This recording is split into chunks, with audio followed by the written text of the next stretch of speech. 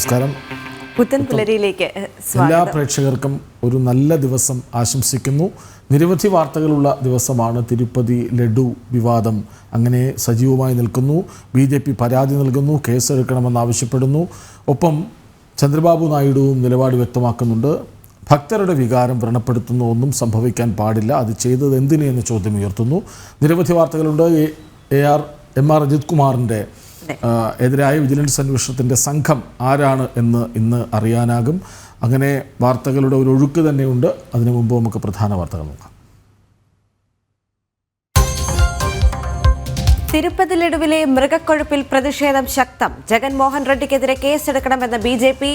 ഭക്തരുടെ വികാരം വ്രണപ്പെടുത്തിയെന്ന മുഖ്യമന്ത്രി ചന്ദ്രബാബു നായിഡു.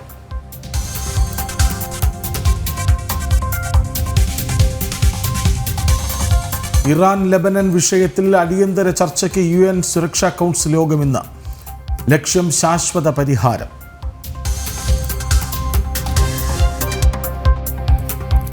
ADGPക്കെതിരായ വിജിലൻസ് അന്വേഷണ സംഘത്തെ ഇന്നറിയാം. അന്വേഷണ പരിധിയിൽ അനധികൃത സ്വത്ത് സമ്പാദനവും കെട്ടിട നിർമ്മാണവും. MR അജിത് കുമാർ മാറി നിൽക്കണമെന്ന് ആവർത്തിച്ച CPI.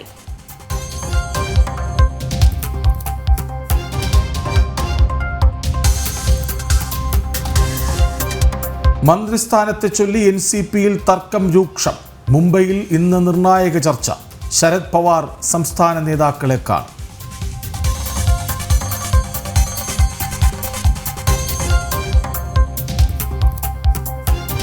എംപോക്സിൽ സംസ്ഥാന സർക്കാരിന് ഗുരുതര വീഴ്ച. കേന്ദ്ര ആരോഗ്യ മന്ത്രാലയത്തിന്റെ ജാഗ്രതാ നിർദ്ദേശങ്ങൾ പാലിച്ചില്ല.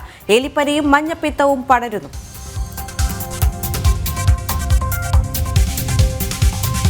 തിരുവനന്തപുരം ശാന്തിഗിരി ആശ്രമത്തിൽ നവപൂജിതമാഘോഷം. പൂർണ്ണ കുംഭമേള 9 മണിക്ക്. ആയിരങ്ങൾ പങ്കെടുക്കും.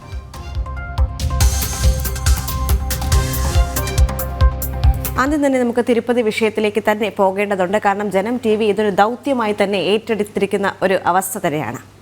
തിരുപ്പതി വെങ്കടേശ്വര ക്ഷേത്രത്തിലെ ലഡു മൃഗക്കൊഴുപ്പ് ചേർത്ത് നിർമ്മിച്ച സംഭവത്തിൽ മുൻ മുഖ്യമന്ത്രി ജഗ്മോഹൻ റെഡ്ഡിക്കെതിരെ കേസെടുക്കണമെന്ന് BJP. YSR കോൺഗ്രസ് പാർട്ടിയുടെ ഭരണത്തിൽ ഹിന്ദുക്കളുടെ വികാരങ്ങൾ വ്രണപ്പെട്ടെന്നും ഇക്കാര്യം ചൂണ്ടിക്കാട്ടി മുൻ മുഖ്യമന്ത്രി ജഗൻമോഹൻ റെഡ്ഡിക്കും തിരുമല തിരുപ്പതി ദേവസ്ഥാനം ചെയർമാനും എക്സിക്യൂട്ടീവ് ഓഫീസർക്കുമെതിരെ പരാതി നൽകുമെന്നും BJP അറിയിച്ചു. വിവരങ്ങളുമായി നന്ദഗോപൻ ഒപ്പം ചേരുന്നുണ്ട്. നന്ദഗോപൻ, വിവാദം അങ്ങനെ ആളിക്കത്തുകയാണ്. വിവാദമെന്ന വാക്കിൽ അവസാനിക്കുന്നില്ല. സംഭവിച്ചത് തന്നെയെന്ന് പരിശോധനയിൽ വ്യക്തവുമാണ്. എന്താണ് ഏറ്റവും പുതിയ വിവരങ്ങൾ?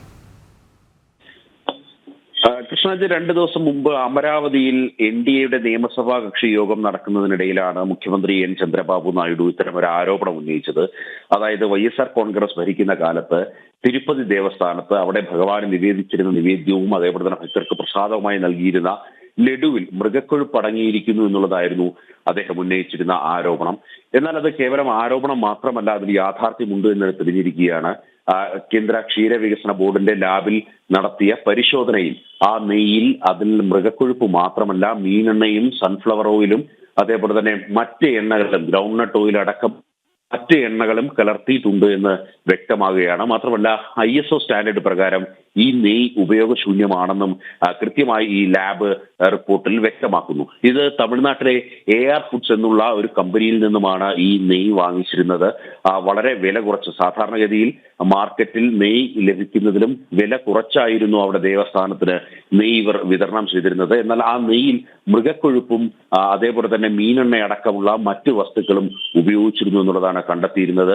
മാത്രമല്ല ചില രാസപദാർത്ഥങ്ങളുടെ സാന്നിധ്യവും ആ പരിശോധനയിൽ കണ്ടെത്തി. ഏതായാലും വലിയ പ്രതിഷേധമാണ് ഇതിനെതിരെ ഉയരുന്നത്. ഹൈന്ദവ സംഘടനകൾ ഇതിനോടകം തന്നെ ശക്തമായ പ്രതിഷേധവുമായി രംഗത്തെത്തി. ഇതിന് കാരണക്കാരായവർക്കെതിരെ നടപടി വേണമെന്നാണ് വിശ്വ ഹിന്ദു പരിഷത്ത് മുന്നോട്ട് വെക്കുന്ന ആവശ്യം. മാത്രമല്ല മറ്റ് ഹൈന്ദവ സംഘടനകളും പ്രത്യക്ഷ സമരത്തിലേക്ക് കടക്കുകയാണ്.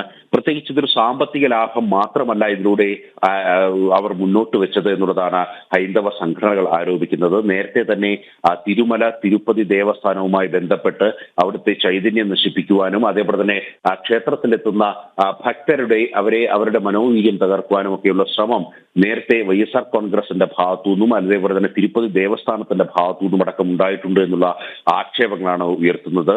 അതിന് തെളിവായി അവർ ചൂണ്ടിക്കാണിക്കുന്നത് അവിടെ അന്യമതസ്ഥരെ നിയമിക്കുവാൻ വേണ്ടി വൈഎസ്ആർ കോൺഗ്രസ് തയ്യാറായി. മാത്രമല്ല അവിടെ വലിയ രീതിയിൽ മിഷണറി പ്രവർത്തനങ്ങൾ, അതായത് മതപരിവർത്തനവുമായി ബന്ധപ്പെട്ടുള്ള പ്രവർത്തനങ്ങൾ ഈ ക്ഷേത്രവും കേന്ദ്രീകരിച്ച് നടന്നിരുന്നു. ക്ഷേത്രത്തിലെത്തുന്ന ഭക്തർക്ക് ക്രിസ്തീയ സംഘടനകളുടെയും മറ്റും ലഘുലേഖകളും മറ്റും വിതരണം ചെയ്യുന്ന സാഹചര്യം ഉണ്ടായിരുന്നു. ഇത്തരമൊരു സാഹചര്യത്തിലാണ് ഹൈന്ദവ സംഘടനകൾ ഇങ്ങനെ ഒരു ആരോപണം ശക്തമാക്കുന്നത്. അതായത് അത് കേവലം ലാഭേച്ഛയോടുകൂടി നടത്തിയ ഒരു അഴിമതിയല്ല, മറിച്ച് അവിടുത്തെ ദേവചൈതന്യം തകർക്കുക എന്നുള്ള ഉദ്ദേശത്തോടു കൂടിയാണ് ഇത്തരമൊരു പ്രവൃത്തി നടത്തുന്നതെന്നാണ് ഹൈന്ദവ സംഘടനകൾ ആരോപിക്കുന്നത്.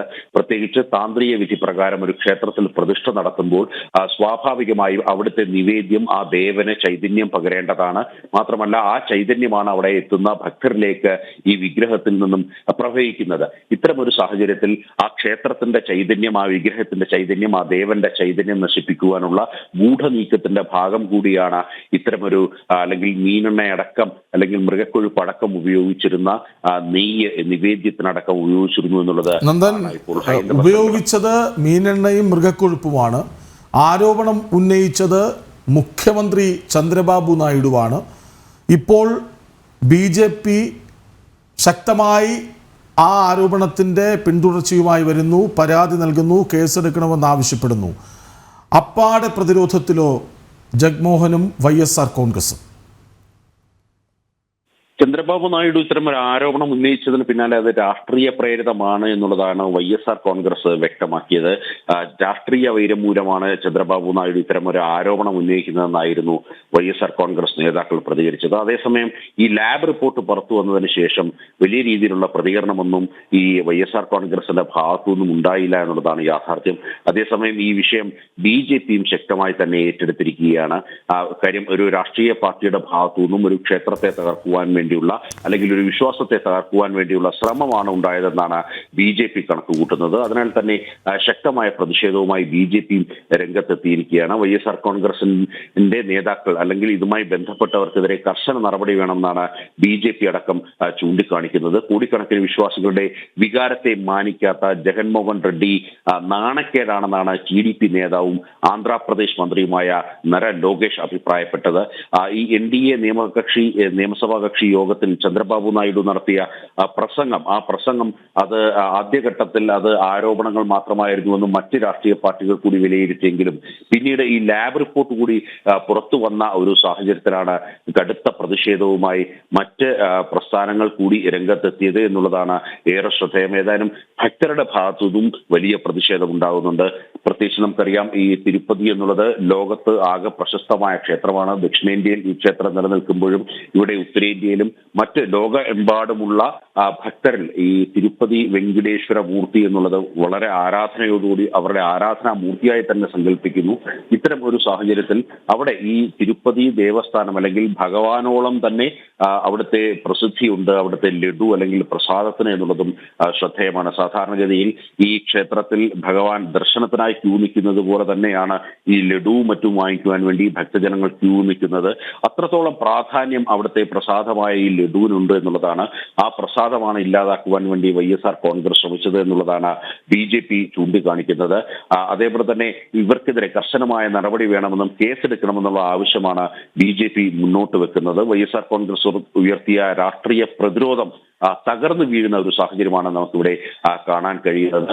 NDAക്കൊപ്പം നിൽക്കുന്ന മറ്റു കക്ഷികളും TDP അടക്കമുള്ള മറ്റു കക്ഷികളും ശക്തമായ പ്രതിഷേധവുമായി ഈ BJPക്കൊപ്പം കൂടിയിട്ടുണ്ട് എന്നുള്ളതാണ് യാഥാർത്ഥ്യം. ഏതായാലും പ്രതിഷേധങ്ങൾ ഇനി അത് തെരുവിലേക്ക് എത്തുമെന്നുള്ള കാര്യത്തിൽ തർക്കമുള്ള. ദേശീയ തലത്തിൽ പോലും വലിയ പ്രതിഷേധം ഇതിനോടകം തന്നെ ഉയരുന്നുണ്ട്. പ്രത്യേകിച്ച് ഒരു തരത്തിലും ഒരു ഹൈന്ദവ ക്ഷേത്രത്തിൽ നടക്കാൻ പാടില്ലാത്ത സംഭവമാണ് ഉണ്ടായിട്ടുള്ളത്.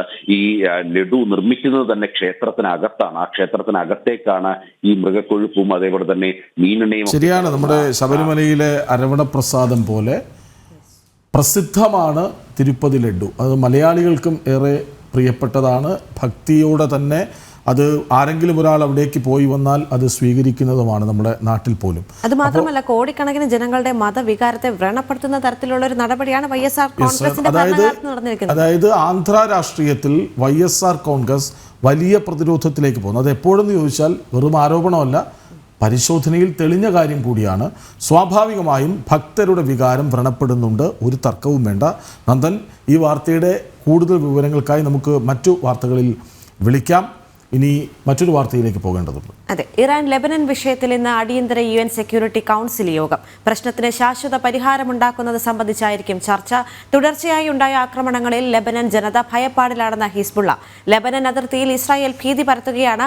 ഹിസ്ബുള്ള നേതാവ് ഹസൻ നസ്രള്ള രാജ്യത്തെ അഭിസംബോധന ചെയ്യുന്നതിനിടെ ഭീതിജനകമായ സാഹചര്യമാണ് ഇസ്രായേൽ സൃഷ്ടിച്ചത്.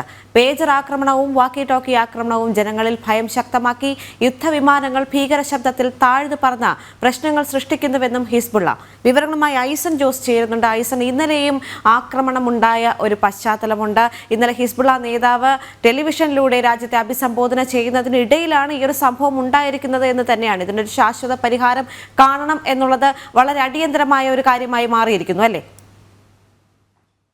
തീർച്ചയായും ദേവിക, അടിയന്തരമായി ഈ വിഷയത്തിൽ ശാശ്വതമായ ഒരു പരിഹാരം കാണേണ്ടത് അനിവാര്യമാണ് എന്ന കാര്യത്തിൽ തർക്കമില്ല. കാരണം നമ്മൾ ഇന്ന് വരെ കേട്ടിട്ടില്ലാത്ത ഒരു യുദ്ധശൈലിയാണ് ഇപ്പോൾ ഇസ്രായേലിന്റെ ഭാഗത്തു നിന്നുണ്ടായിരിക്കുന്നത് എന്നതുകൊണ്ട് തന്നെ തീർച്ചയായും അത് ഭീകരവാദത്തിനെതിരായ നിലപാടുകളുടെ ഭാഗമായി ശക്തമായ ഒരു നീക്കം ഇസ്രായേൽ നടത്തുന്നു എന്ന് ഉണ്ട് എങ്കിൽ കൂടി നിലവിലെ സാഹചര്യത്തിൽ വളരെ ഭീതിജനകമായ ഒരു സാഹചര്യമാണുള്ളത്. കാരണം ഒരു രാജ്യം അവർ ഉപയോഗിക്കുന്ന ഇലക്ട്രോണിക് ഗാഡ്ജറ്റുകളെല്ലാം തന്നെ ഭീഷണിയിലായിരിക്കുന്നു എന്നൊരു സാഹചര്യം നിലനിൽക്കുന്നു എന്നാണ് ഇപ്പോൾ ഹിസ്ബുള്ള പറയുന്നത്. അതുകൊണ്ട് തന്നെ ജനം ഭീതിയിലാണ്.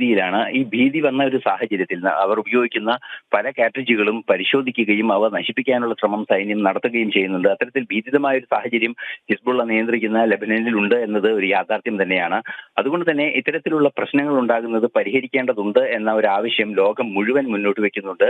ഈ ഒരു പശ്ചാത്തലത്തിൽ കൂടിയാണ് UN സെക്യൂരിറ്റി കൗൺസിലിന്റെ കാര്യമായ ഒരു ഇടപെടൽ ഉണ്ടാകേണ്ടതുണ്ട് എന്ന ഒരു തിരിച്ചറിവ് ഇപ്പോൾ വന്നിരിക്കുന്നത്. ഇത് ഏത് രീതിയിലാണ് ഈ കാര്യത്തിൽ ഇടപെടേണ്ടത് എന്നത് സംബന്ധിച്ച് ഇനിയും UN സെക്യൂരിറ്റി കൗൺസിൽ സ്ഥിരാംഗങ്ങൾക്കും അതുപോലെ തന്നെ താൽക്കാലിക അംഗങ്ങൾക്കും ഏറെ ഗൗരവതരമായ ആ വിഷയ രീതിയിൽ ചർച്ചകൾ നടത്തേണ്ടതുണ്ട് എന്നൊരു യാഥാർത്ഥ്യം കൂടി നിലനിൽക്കുന്ന പശ്ചാത്തലത്തിലാണ് ഇന്ന് ഈ യോഗം നടക്കാനിരിക്കുന്നത് എന്നതാണ് ഏറെ പ്രാധാന്യമർഹിക്കുന്നത്. നമുക്കറിയാവുന്നതാണ്, നിലവിലെ സാഹചര്യത്തിൽ UN സെക്യൂരിറ്റി കൗൺസിലിന്റെ ഭാഗങ്ങളായ ബ്രിട്ടനും അമേരിക്കയും സ്ഥിരാംഗങ്ങൾ കൂടിയായ ഈ രണ്ട് രാജ്യങ്ങളും മെഡിറ്ററേനിയനിൽ ശക്തമായ സൈനിക സാന്നിധ്യമായി യുദ്ധക്കപ്പലുകളും അനുബന്ധ സംവിധാനങ്ങളും ഒരുക്കി കൃത്യമായ ഒരു പ്രതിരോധം തീർക്കുന്നുണ്ട്.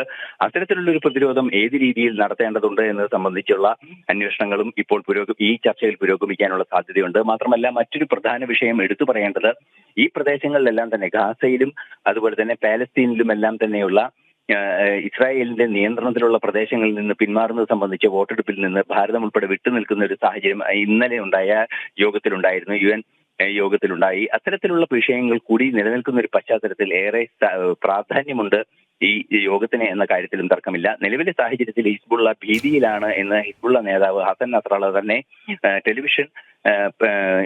ടെലിവിഷൻ അഭിസംബോധനയിൽ വളരെ കൃത്യമായി പറയുന്ന ഒരു സാഹചര്യം നിലനിൽക്കുമ്പോൾ ഭീതിജനകമാണ് അവിടുത്തെ അവസ്ഥ എന്നതും സത്യം തന്നെയാണ്. അങ്ങനെയാണെങ്കിൽ പശ്ചിമേഷ്യയിലെ സമാധാനത്തിന് വീണ്ടും റിസ്ക് ഉണ്ടാകുന്ന ഒരു സാഹചര്യമുണ്ട്. നിലവിലെ സാഹചര്യത്തിൽ ഈജിപ്തും അതുപോലെ തന്നെ ഖത്തറും ഇടപെട്ട് ഹമാസിനെ ആക്രമണങ്ങളിൽ നിന്നും പിന്തിരിപ്പിക്കാനുള്ള നീക്കം നടത്തുകയും പാലസ്തീനും അതുപോലെ തന്നെ പാലസ്തീൻ വെസ്റ്റ് ബാങ്കും അതുപോലെ തന്നെ ഗാസയും ചേർന്ന ഒരു അതോറിറ്റിയും അതുപോലെ തന്നെ ഇസ്രായേൽ എന്ന് പറയുന്ന മറ്റൊരു രാജ്യവും എന്ന ട്വിൻ സ്റ്റേറ്റ് എന്ന ഭാരതം ഉൾപ്പെടെ പിന്തുണയ്ക്കുന്ന ഒരു സംവിധാനമുണ്ട്. ആ സംവിധാനം നടപ്പാക്കുന്നതിന് കാര്യമായ താമസമുണ്ടാകാനുള്ള സാധ്യതയും ചില സൂചനകളിൽ നിന്നും നമുക്ക് വായിച്ചെടുക്കാൻ സാധിക്കുന്നുണ്ട്. ഐസൻ, അത് മാത്രവുമല്ല, ഹിസ്ബുള്ള നേരത്തെ പറഞ്ഞിരുന്നു ശക്തമായ ഒരു തിരിച്ചടി ഇതുമായി ബന്ധപ്പെട്ട് ഉണ്ടാകുമെന്ന്. നേരത്തെ പ്രഖ്യാപനം നടത്തിയിരുന്നെങ്കിൽ പോലും അത്തരമൊരു സംഭവം ഹിസ്ബുള്ളയുടെ ഭാഗത്ത് നിന്ന് ഉണ്ടായിട്ടില്ല. സമാധാനപരമായി തന്നെ അവർ മുന്നോട്ട് പോവുകയാണല്ലേ? ദേവിക, അത്തരത്തിൽ ഹിസ്ബുള്ള എന്ന് പറയുന്ന പ്രസ്ഥാനത്തെ നമുക്ക് മനസ്സിലാക്കാൻ സാധിക്കില്ല എന്ന് തന്നെയാണ് നമുക്കിപ്പോൾ ലഭ്യമാകുന്ന ഇതുവരെ ഹിസ്ബുള്ളയെ നിരീക്ഷിക്കുമ്പോൾ ഉണ്ടാകുന്ന സൂചനകളിൽ നിന്നും മനസ്സിലാക്കുന്നത്.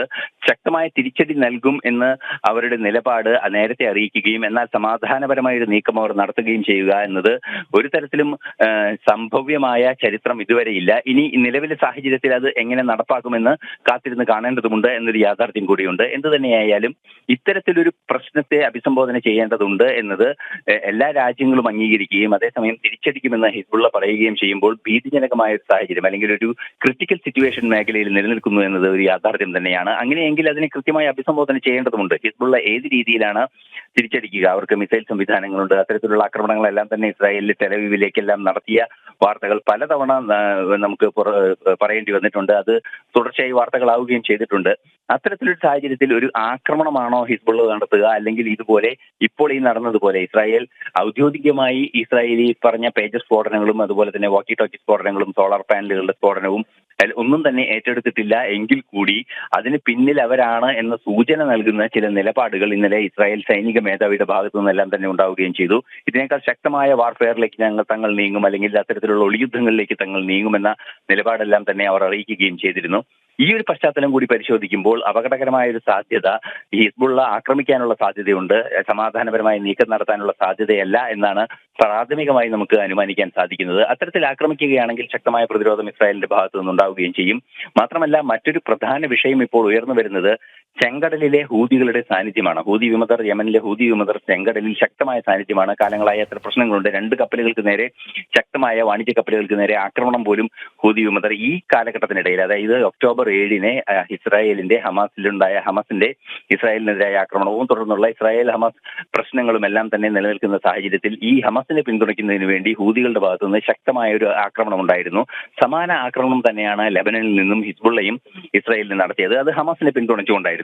നിലവിലെ സാഹചര്യത്തിൽ ഹമാസിനെ പിന്തുണയ്ക്കുന്ന അതേ രീതിയിൽ ഹിസ്ബുള്ളയെയും പിന്തുണയ്ക്കാൻ ഹൂതി വിമതർ തയ്യാറാകുകയാണെങ്കിൽ ചെങ്കടലിലെ ചരക്ക് നീക്കം സംബന്ധിച്ച് വലിയൊരു റിസ്കിലേക്ക് കാര്യങ്ങൾ പോവുകയും അത് അടിയന്തരമായ ഒരു പ്രശ്നമായി ഉയർന്നു വരികയും അത് അന്താരാഷ്ട്ര കപ്പൽ ഗതാഗതത്തെ മുഴുവൻ ബാധിക്കുന്ന, എണ്ണക്കടത്തിനെ എല്ലാം തന്നെ ബാധിക്കുന്ന വലിയ വിഷയമായി മാറുന്ന ഒരു സാഹചര്യം ഉണ്ടാകും. അതുതന്നെയാണ് UN സെക്യൂരിറ്റി കൗൺസിൽ കാര്യക്ഷമമായി ഈ വിഷയത്തിൽ അടിയന്തരമായി ഇടപെടാനുള്ള ഒരു നീക്കം എടുക്കുകയും ആ നീക്കത്തിന്റെ ഭാഗമായുള്ള നടപടിക്രമങ്ങൾ ഓരോന്നോരോന്നായി മുന്നോട്ട് പോവുകയും ചെയ്യുന്നത്. നിലവിലെ സാഹചര്യത്തിൽ നമുക്കിനി കേരളത്തിലേക്ക് വരാം. ഏറെ നിർണായകമായ ഒരു ദിനം തന്നെയാണ്. കാരണം ക്രമസമാധാന ചുമതലയിലുള്ള ADGP MR അജിത് കുമാറിനെതിരായ വിജിലൻസ് അന്വേഷണ സംഘത്തെ ഇന്ന് തീരുമാനിക്കും. അനധികൃത സ്വത്ത് സമ്പാദനം അടക്കമുള്ള ആരോപണങ്ങളിൽ വിജിലൻസ് അന്വേഷണം ആവശ്യപ്പെട്ട് DGP സർക്കാരിന് നൽകിയ ശുപാർശയിലാണ് അന്വേഷണത്തിന് ഉത്തരവായത്. കാരണം ഇതിലേക്ക് പറയുമ്പോൾ ഏറെ കാര്യങ്ങൾ പറയേണ്ടതുണ്ട്. ഒരുപാട് വിവാദങ്ങൾ പശ്ചാത്തലമുണ്ട്. കാരണം DGP വിജിലൻസ് അന്വേഷണത്തിന് പറയുന്നു സംഘത്തെ വൈകിയെങ്കിലും തീരുമാനിക്കാൻ പോകുന്നത് ആരൊക്കെയെന്ന് ഇന്നറിയാനാകും. പക്ഷേ അവിടെ MR അജിത് കുമാർ ആ സ്ഥാനത്തിരുന്നു കൊണ്ട് വിജിലൻസ് അന്വേഷണത്തിന് വിധേയനാകുന്നത് എങ്ങനെ എന്നൊരു ചോദ്യം വളരെ പ്രസക്തമാണ്. അതാണ് CPI പോലും ആവർത്തിച്ച് പറയുന്നത്. അജിത് കുമാർ ആദ്യം മാറി നിൽക്കട്ടെ, എന്നിട്ട് മതി അന്വേഷണം എന്ന്. പോലീസ് സേനയിൽ പോലും കടുത്ത അതൃപ്തി തന്നെയാണ് ഈ ഒരു വിഷയത്തിൽ ഉണ്ടായിരുന്നത്. മാത്രമല്ല DGPയുടെ ഭാഗത്തു നിന്ന് പോലും ഈ ഒരു വിഷയത്തിൽ ക്രമസമാധാന ചുമതലയിൽ നിന്നും MR അജിത് കുമാറിനെ മാറ്റാത്തതിൽ ഒരു അതൃപ്തി ഉണ്ടായിരുന്നു എന്നതും ഏറെ ശ്രദ്ധേയമായിട്ടുള്ള ഒരു കാര്യം തന്നെയാണ്. ഒടുവിൽ ഒരു മുഖം രക്ഷിക്കൽ എന്ന് തന്നെയാണ് ഇതിനെ പറയുന്നത്. അതിന് മുഖം രക്ഷിക്കൽ എന്ന് അവർക്ക് വിശ്വസിക്കാനേ കഴിയൂ. പൊതുജനത്തിന് കാണുന്നവർക്കൊക്കെയും അതൊരു മുഖം രക്ഷിക്കലല്ല. അത് എങ്ങനെ നീന്താൻ കഴിയാത്തത്ര വിധത്തിൽ പെട്ടുപോവുകയാണ് സർക്കാരും പോലീസും എന്ന് വ്യക്തമാകുന്നതാണ്. ഏതായാലും വിനീഷ് ഒപ്പം ചേരുന്നുണ്ട്. വിനീഷ്, വിജിലൻസ് അന്വേഷണ സംഘത്തെ ഇന്നറിയാം, പക്ഷേ എന്തിന് എന്നൊരു ചോദ്യമുണ്ട്. തീർച്ചയായിട്ടും കൃഷ്ണരാജ് സൂചിപ്പിക്കുന്നത് പോലെ തന്നെ എന്തിനാണ് സംസ്ഥാന സർക്കാർ ഇത്തരത്തിലുള്ള ഒരു അന്വേഷണം നടത്തുന്നത്? അത് മുഖം രക്ഷിക്കാനുള്ള, തൽക്കാലം വിവാദങ്ങൾക്ക് വിരാമമിടാനുള്ള സർക്കാരിന്റെ ശ്രമം എന്ന ആക്ഷേപം തന്നെയാണ് പ്രധാനമായും ഉയരുന്നത്. MR അജിത് കുമാറിനെതിരായ അന്വേഷണ സംഘത്തിന്റെ തീരുമാനം ഇന്നുണ്ടാകും. ആരൊക്കെയാണ് അന്വേഷണ സംഘത്തിൽ ഉണ്ടാകുക, എന്തൊക്കെയാണ് അന്വേഷിക്കേണ്ട കാര്യങ്ങൾ എന്നത് സംബന്ധിച്ചുള്ള ഒരു തീരുമാനമായിരിക്കും വിജിലൻസിന്റെ ഭാഗത്ത് നിന്ന് ഇന്നുണ്ടാവുക. എന്തായാലും തത്വത്തിൽ മുഖ്യമന്ത്രി ഒരു അംഗീകാരം നൽകിയിരിക്കുന്നു. MR അജിത് കുമാറുമായി ബന്ധപ്പെട്ട വിവാദങ്ങളിൽ വലിയ രീതിയിലുള്ള അന്വേഷണം നടത്താനുള്ള ഒരു തീരുമാനം വിജിലൻസ് കൈക്കൊള്ളുമ്പോഴും തത്വത്തിലുള്ള അംഗീകാരത്തിലേക്കാണ് കാര്യങ്ങൾ പോയിരിക്കുന്നത്. എന്നാലും ആദ്യഘട്ടങ്ങളിലൊക്കെ തന്നെ MR അജിത് കുമാറിനെ സംരക്ഷിക്കുന്ന നിലപാടായിരുന്നു മുഖ്യമന്ത്രിയുടെ ഭാഗത്തു നിന്നുണ്ടായതെങ്കിൽ വിവാദങ്ങളിൽ പിടിച്ചു നിൽക്കാനാകാതെ വന്നപ്പോഴാണ് വിജിലൻസ് അന്വേഷണത്തിലേക്ക് കാര്യങ്ങൾ നീങ്ങിയത്. നേരത്തെ വിജിലൻസ് ഡയറക്ടർ അവധിയിലായിരുന്നു. അവധി കഴിഞ്ഞ് വിജിലൻസ് ഡയറക്ടർ എത്തിയിട്ട് പോലും ഈ MR അജിത് കുമാറിന്റെ അന്വേഷണവുമായി ബന്ധപ്പെട്ട കാര്യത്തിൽ, അല്ലെങ്കിൽ വിജിലൻസ് അന്വേഷണവുമായി ബന്ധപ്പെട്ട കാര്യത്തിൽ മുഖ്യമന്ത്രി സമ്മതം മൂളാത്ത ഒരു സാഹചര്യമുണ്ടായി. ആ സാഹചര്യത്തിൽ വലിയ വിമർശനങ്ങൾ ഉയർന്നിരുന്നു. തുടർന്ന് DGPയുടെ ശുപാർശയെ തുടർന്നാണ് മുഖ്യമന്ത്രി ADGPക്കെതിരെ അന്വേഷണത്തിന് ഉത്തരവിടാനുള്ള തത്വത്തിലുള്ള അംഗീകാരം നൽകിയിരിക്കുന്നത്. ഉത്തരവ് ഇന്ന് പുറത്തിറങ്ങും. അന്വേഷണ സംഘത്തെ സംബന്ധിച്ചുള്ള കാര്യത്തിൽ തീരുമാനം ഇന്നുണ്ടാകും എന്നാണ് നമുക്ക് അറിയാൻ സാധിക്കുന്നത്. ഒപ്പം തന്നെ MR അജിത് കുമാർ നടത്തിയ സാമ്പത്തിക ക്രമക്കേടുകൾ അല്ലെങ്കിൽ സാമ്പത്തിക ഇടപാടുകളെ സംബന്ധിച്ചുള്ള വിവരങ്ങളായിരിക്കും പ്രധാനമായും വിജിലൻസ് അന്വേഷിക്കുക. ഒപ്പം കവടിയാറിൽ വലിയ രീതിയിലുള്ള ഒരു വസ്തു വാങ്ങിച്ചുകൂട്ടി, ഒപ്പം തന്നെ ആ സ്ഥലത്ത് ഒരു വലിയ ബഹുനില കെട്ടിടം അദ്ദേഹം വയ്ക്കുന്നുണ്ട്. ഇതിനൊക്കെ ഉണ്ടായ സാമ്പത്തിക സ്രോതസ് എവിടെ നിന്നാണ്, എവിടെ നിന്ന് ഇത്രയും ഒരു വലിയൊരു സിറ്റിക്കുള്ളിൽ ഇങ്ങനെ പണം മുടക്കി വസ്തു വാങ്ങാൻ MR അജിത് കുമാറിന് ADGPക്ക് സാധിച്ചു? അതിന്റെ സാമ്പത്തിക സ്രോതസ്, അതിന്റെ ഉറവിടം എവിടെയാണ് എന്ന് സംബന്ധിച്ചുള്ള അന്വേഷണമായിരിക്കും പ്രധാനമായും വിജിലൻസിന്റെ ഭാഗത്തുനിന്ന് ഉണ്ടാവുക എന്നാണ് നമുക്കിപ്പോൾ അറിയാൻ സാധിക്കുന്നത്. നേരത്തെ MR അജിത് കുമാർ DGPക്ക് മുന്നിൽ പല ഘട്ടങ്ങളിലായി ഈ വിവാദങ്ങൾ ഉണ്ടായ സാഹചര്യങ്ങളിൽ അദ്ദേഹം മൊഴികൾ DGPക്ക് മുന്നിൽ നൽകുന്ന ഒരു സാഹചര്യം ഉണ്ടായി. ആ ഘട്ടങ്ങളിലൊക്കെ പറഞ്ഞിരുന്നത് ഇത്തരത്തിലാണ്: തന്റെ സാമ്പത്തിക സ്രോതസ്സുകളെ സംബന്ധിച്ചുള്ള വിവരങ്ങൾ മുൻകൂട്ടി വിജിലൻസ് ചോദ്യമായി ഉന്നയിച്ചാൽ അതിന്റെ രേഖകളും കൃത്യമായി തന്നെ അതിന്റെ വിശദാംശങ്ങളും നൽകാൻ താൻ തയ്യാറാണെന്ന് എന്ന തരത്തിലുള്ള ഒരു നിലപാട് ADGP വ്യക്തമാക്കുന്ന ഒരു സാഹചര്യമുണ്ടായി. ഒപ്പം തന്നെ ADGP നേരത്തെ വ്യക്തമാക്കിയിരുന്നത് തനിക്കെതിരെ അപകീർത്തിപ്പെടുത്താനുള്ള ശ്രമമാണ് PV അൻവർ MLA ഭാഗത്തു നിന്നുണ്ടാകുന്നത്, മറ്റു ഭാഗ്യശക്തികളുടെ ഭാഗത്തു നിന്നുണ്ടാകുന്നത് എന്ന നിലപാടായിരുന്നു ADGP MR അജിത് കുമാർ സ്വീകരിച്ചത്. പക്ഷേ ഈ ഘട്ടങ്ങളിലെല്ലാം വലിയ രീതിയിൽ വിവാദങ്ങൾ കത്തിക്കയറുമ്പോൾ PV അൻവർ MLA ADGPക്കെതിരെ ആക്ഷേപങ്ങൾ ഉന്നയിക്കുമ്പോഴൊക്കെ ADGPയെ സംരക്ഷിച്ചിരുന്നത് മുഖ്യമന്ത്രി പിണറായി വിജയനാണ്. മുഖ്യമന്ത്രിയുടെ സംരക്ഷണയിലായിരുന്നു ADGP എന്ന സംബന്ധിച്ചുള്ള പരസ്യ നിലപാട് പല ഘട്ടങ്ങളിലായി CPI പോലും എടുക്കുന്ന ഒരു സാഹചര്യമുണ്ടായി. ഇടതുമുന്നണിക്കുള്ളിൽ പോലും ADGP വിഷയത്തിൽ വലിയ രീതിയിലുള്ള ചർച്ചകൾ നടന്നു. ADGP MR അജിത് കുമാറിനെ സംരക്ഷിക്കുന്നത് മുഖ്യമന്ത്രിയാണ് എന്ന സംബന്ധിച്ചുള്ള ഒരു നിലപാടുകൾ, അത്തരത്തിൽ വലിയ വിമർശനങ്ങൾ ഇടതുമുന്നണി യോഗത്തിൽ ഉയർന്നെങ്കിൽ പോലും മുഖ്യമന്ത്രി ഇതിനെയൊക്കെ നിസ്സാരവൽക്കരിച്ച് കണ്ടുകൊണ്ട് ADGPക്കെതിരായ അന്വേഷണം പല ഘട്ടങ്ങളിലും തുടങ്ങാൻ കഴിയാത്ത സാഹചര്യത്തിലുള്ള ഒരു നിലപാടായിരുന്നു മുഖ്യമന്ത്രിയുടെ ഭാഗത്തുനിന്നുണ്ടായത്.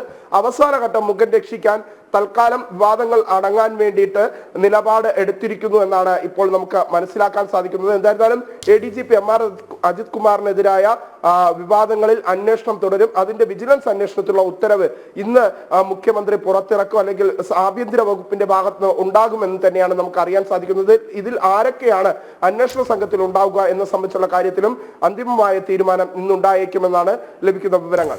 വിനീഷ്, ഈ ADGPയെ മാറ്റി നിർത്താതെ അന്വേഷണം നടത്തുന്നതിനോട് നേരത്തെ തന്നെ CPI എതിർപ്പ് അറിയിച്ചിരുന്നതാണല്ലോ. അപ്പോൾ CPI നേതാക്കളുടെ പ്രതികരണം ഇന്ന് പ്രതീക്ഷിക്കണോ? വിജിലൻസ് അന്വേഷണം എന്ന പുകമറ കൊണ്ട് സർക്കാർ ഉദ്ദേശിക്കുന്നത് എന്താണ്?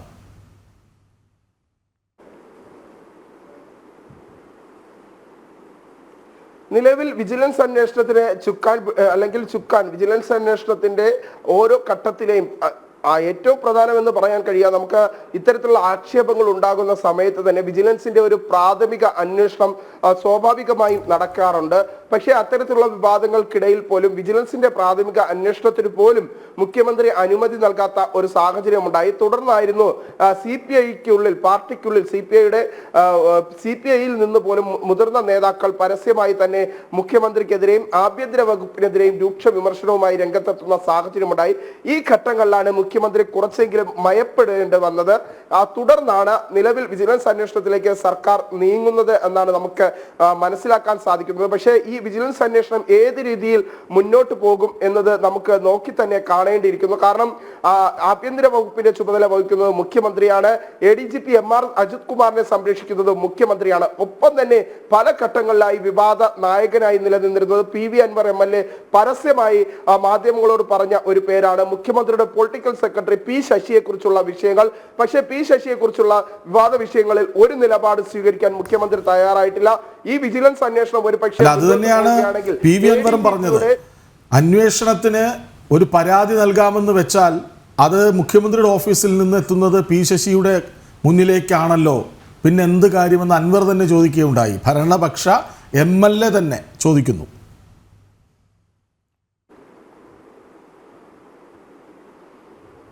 തീർച്ചയായിട്ടും അത് തന്നെ സംസ്ഥാന സർക്കാരിനും ഇടതുപക്ഷത്തിലും വലിയ രീതിയിൽ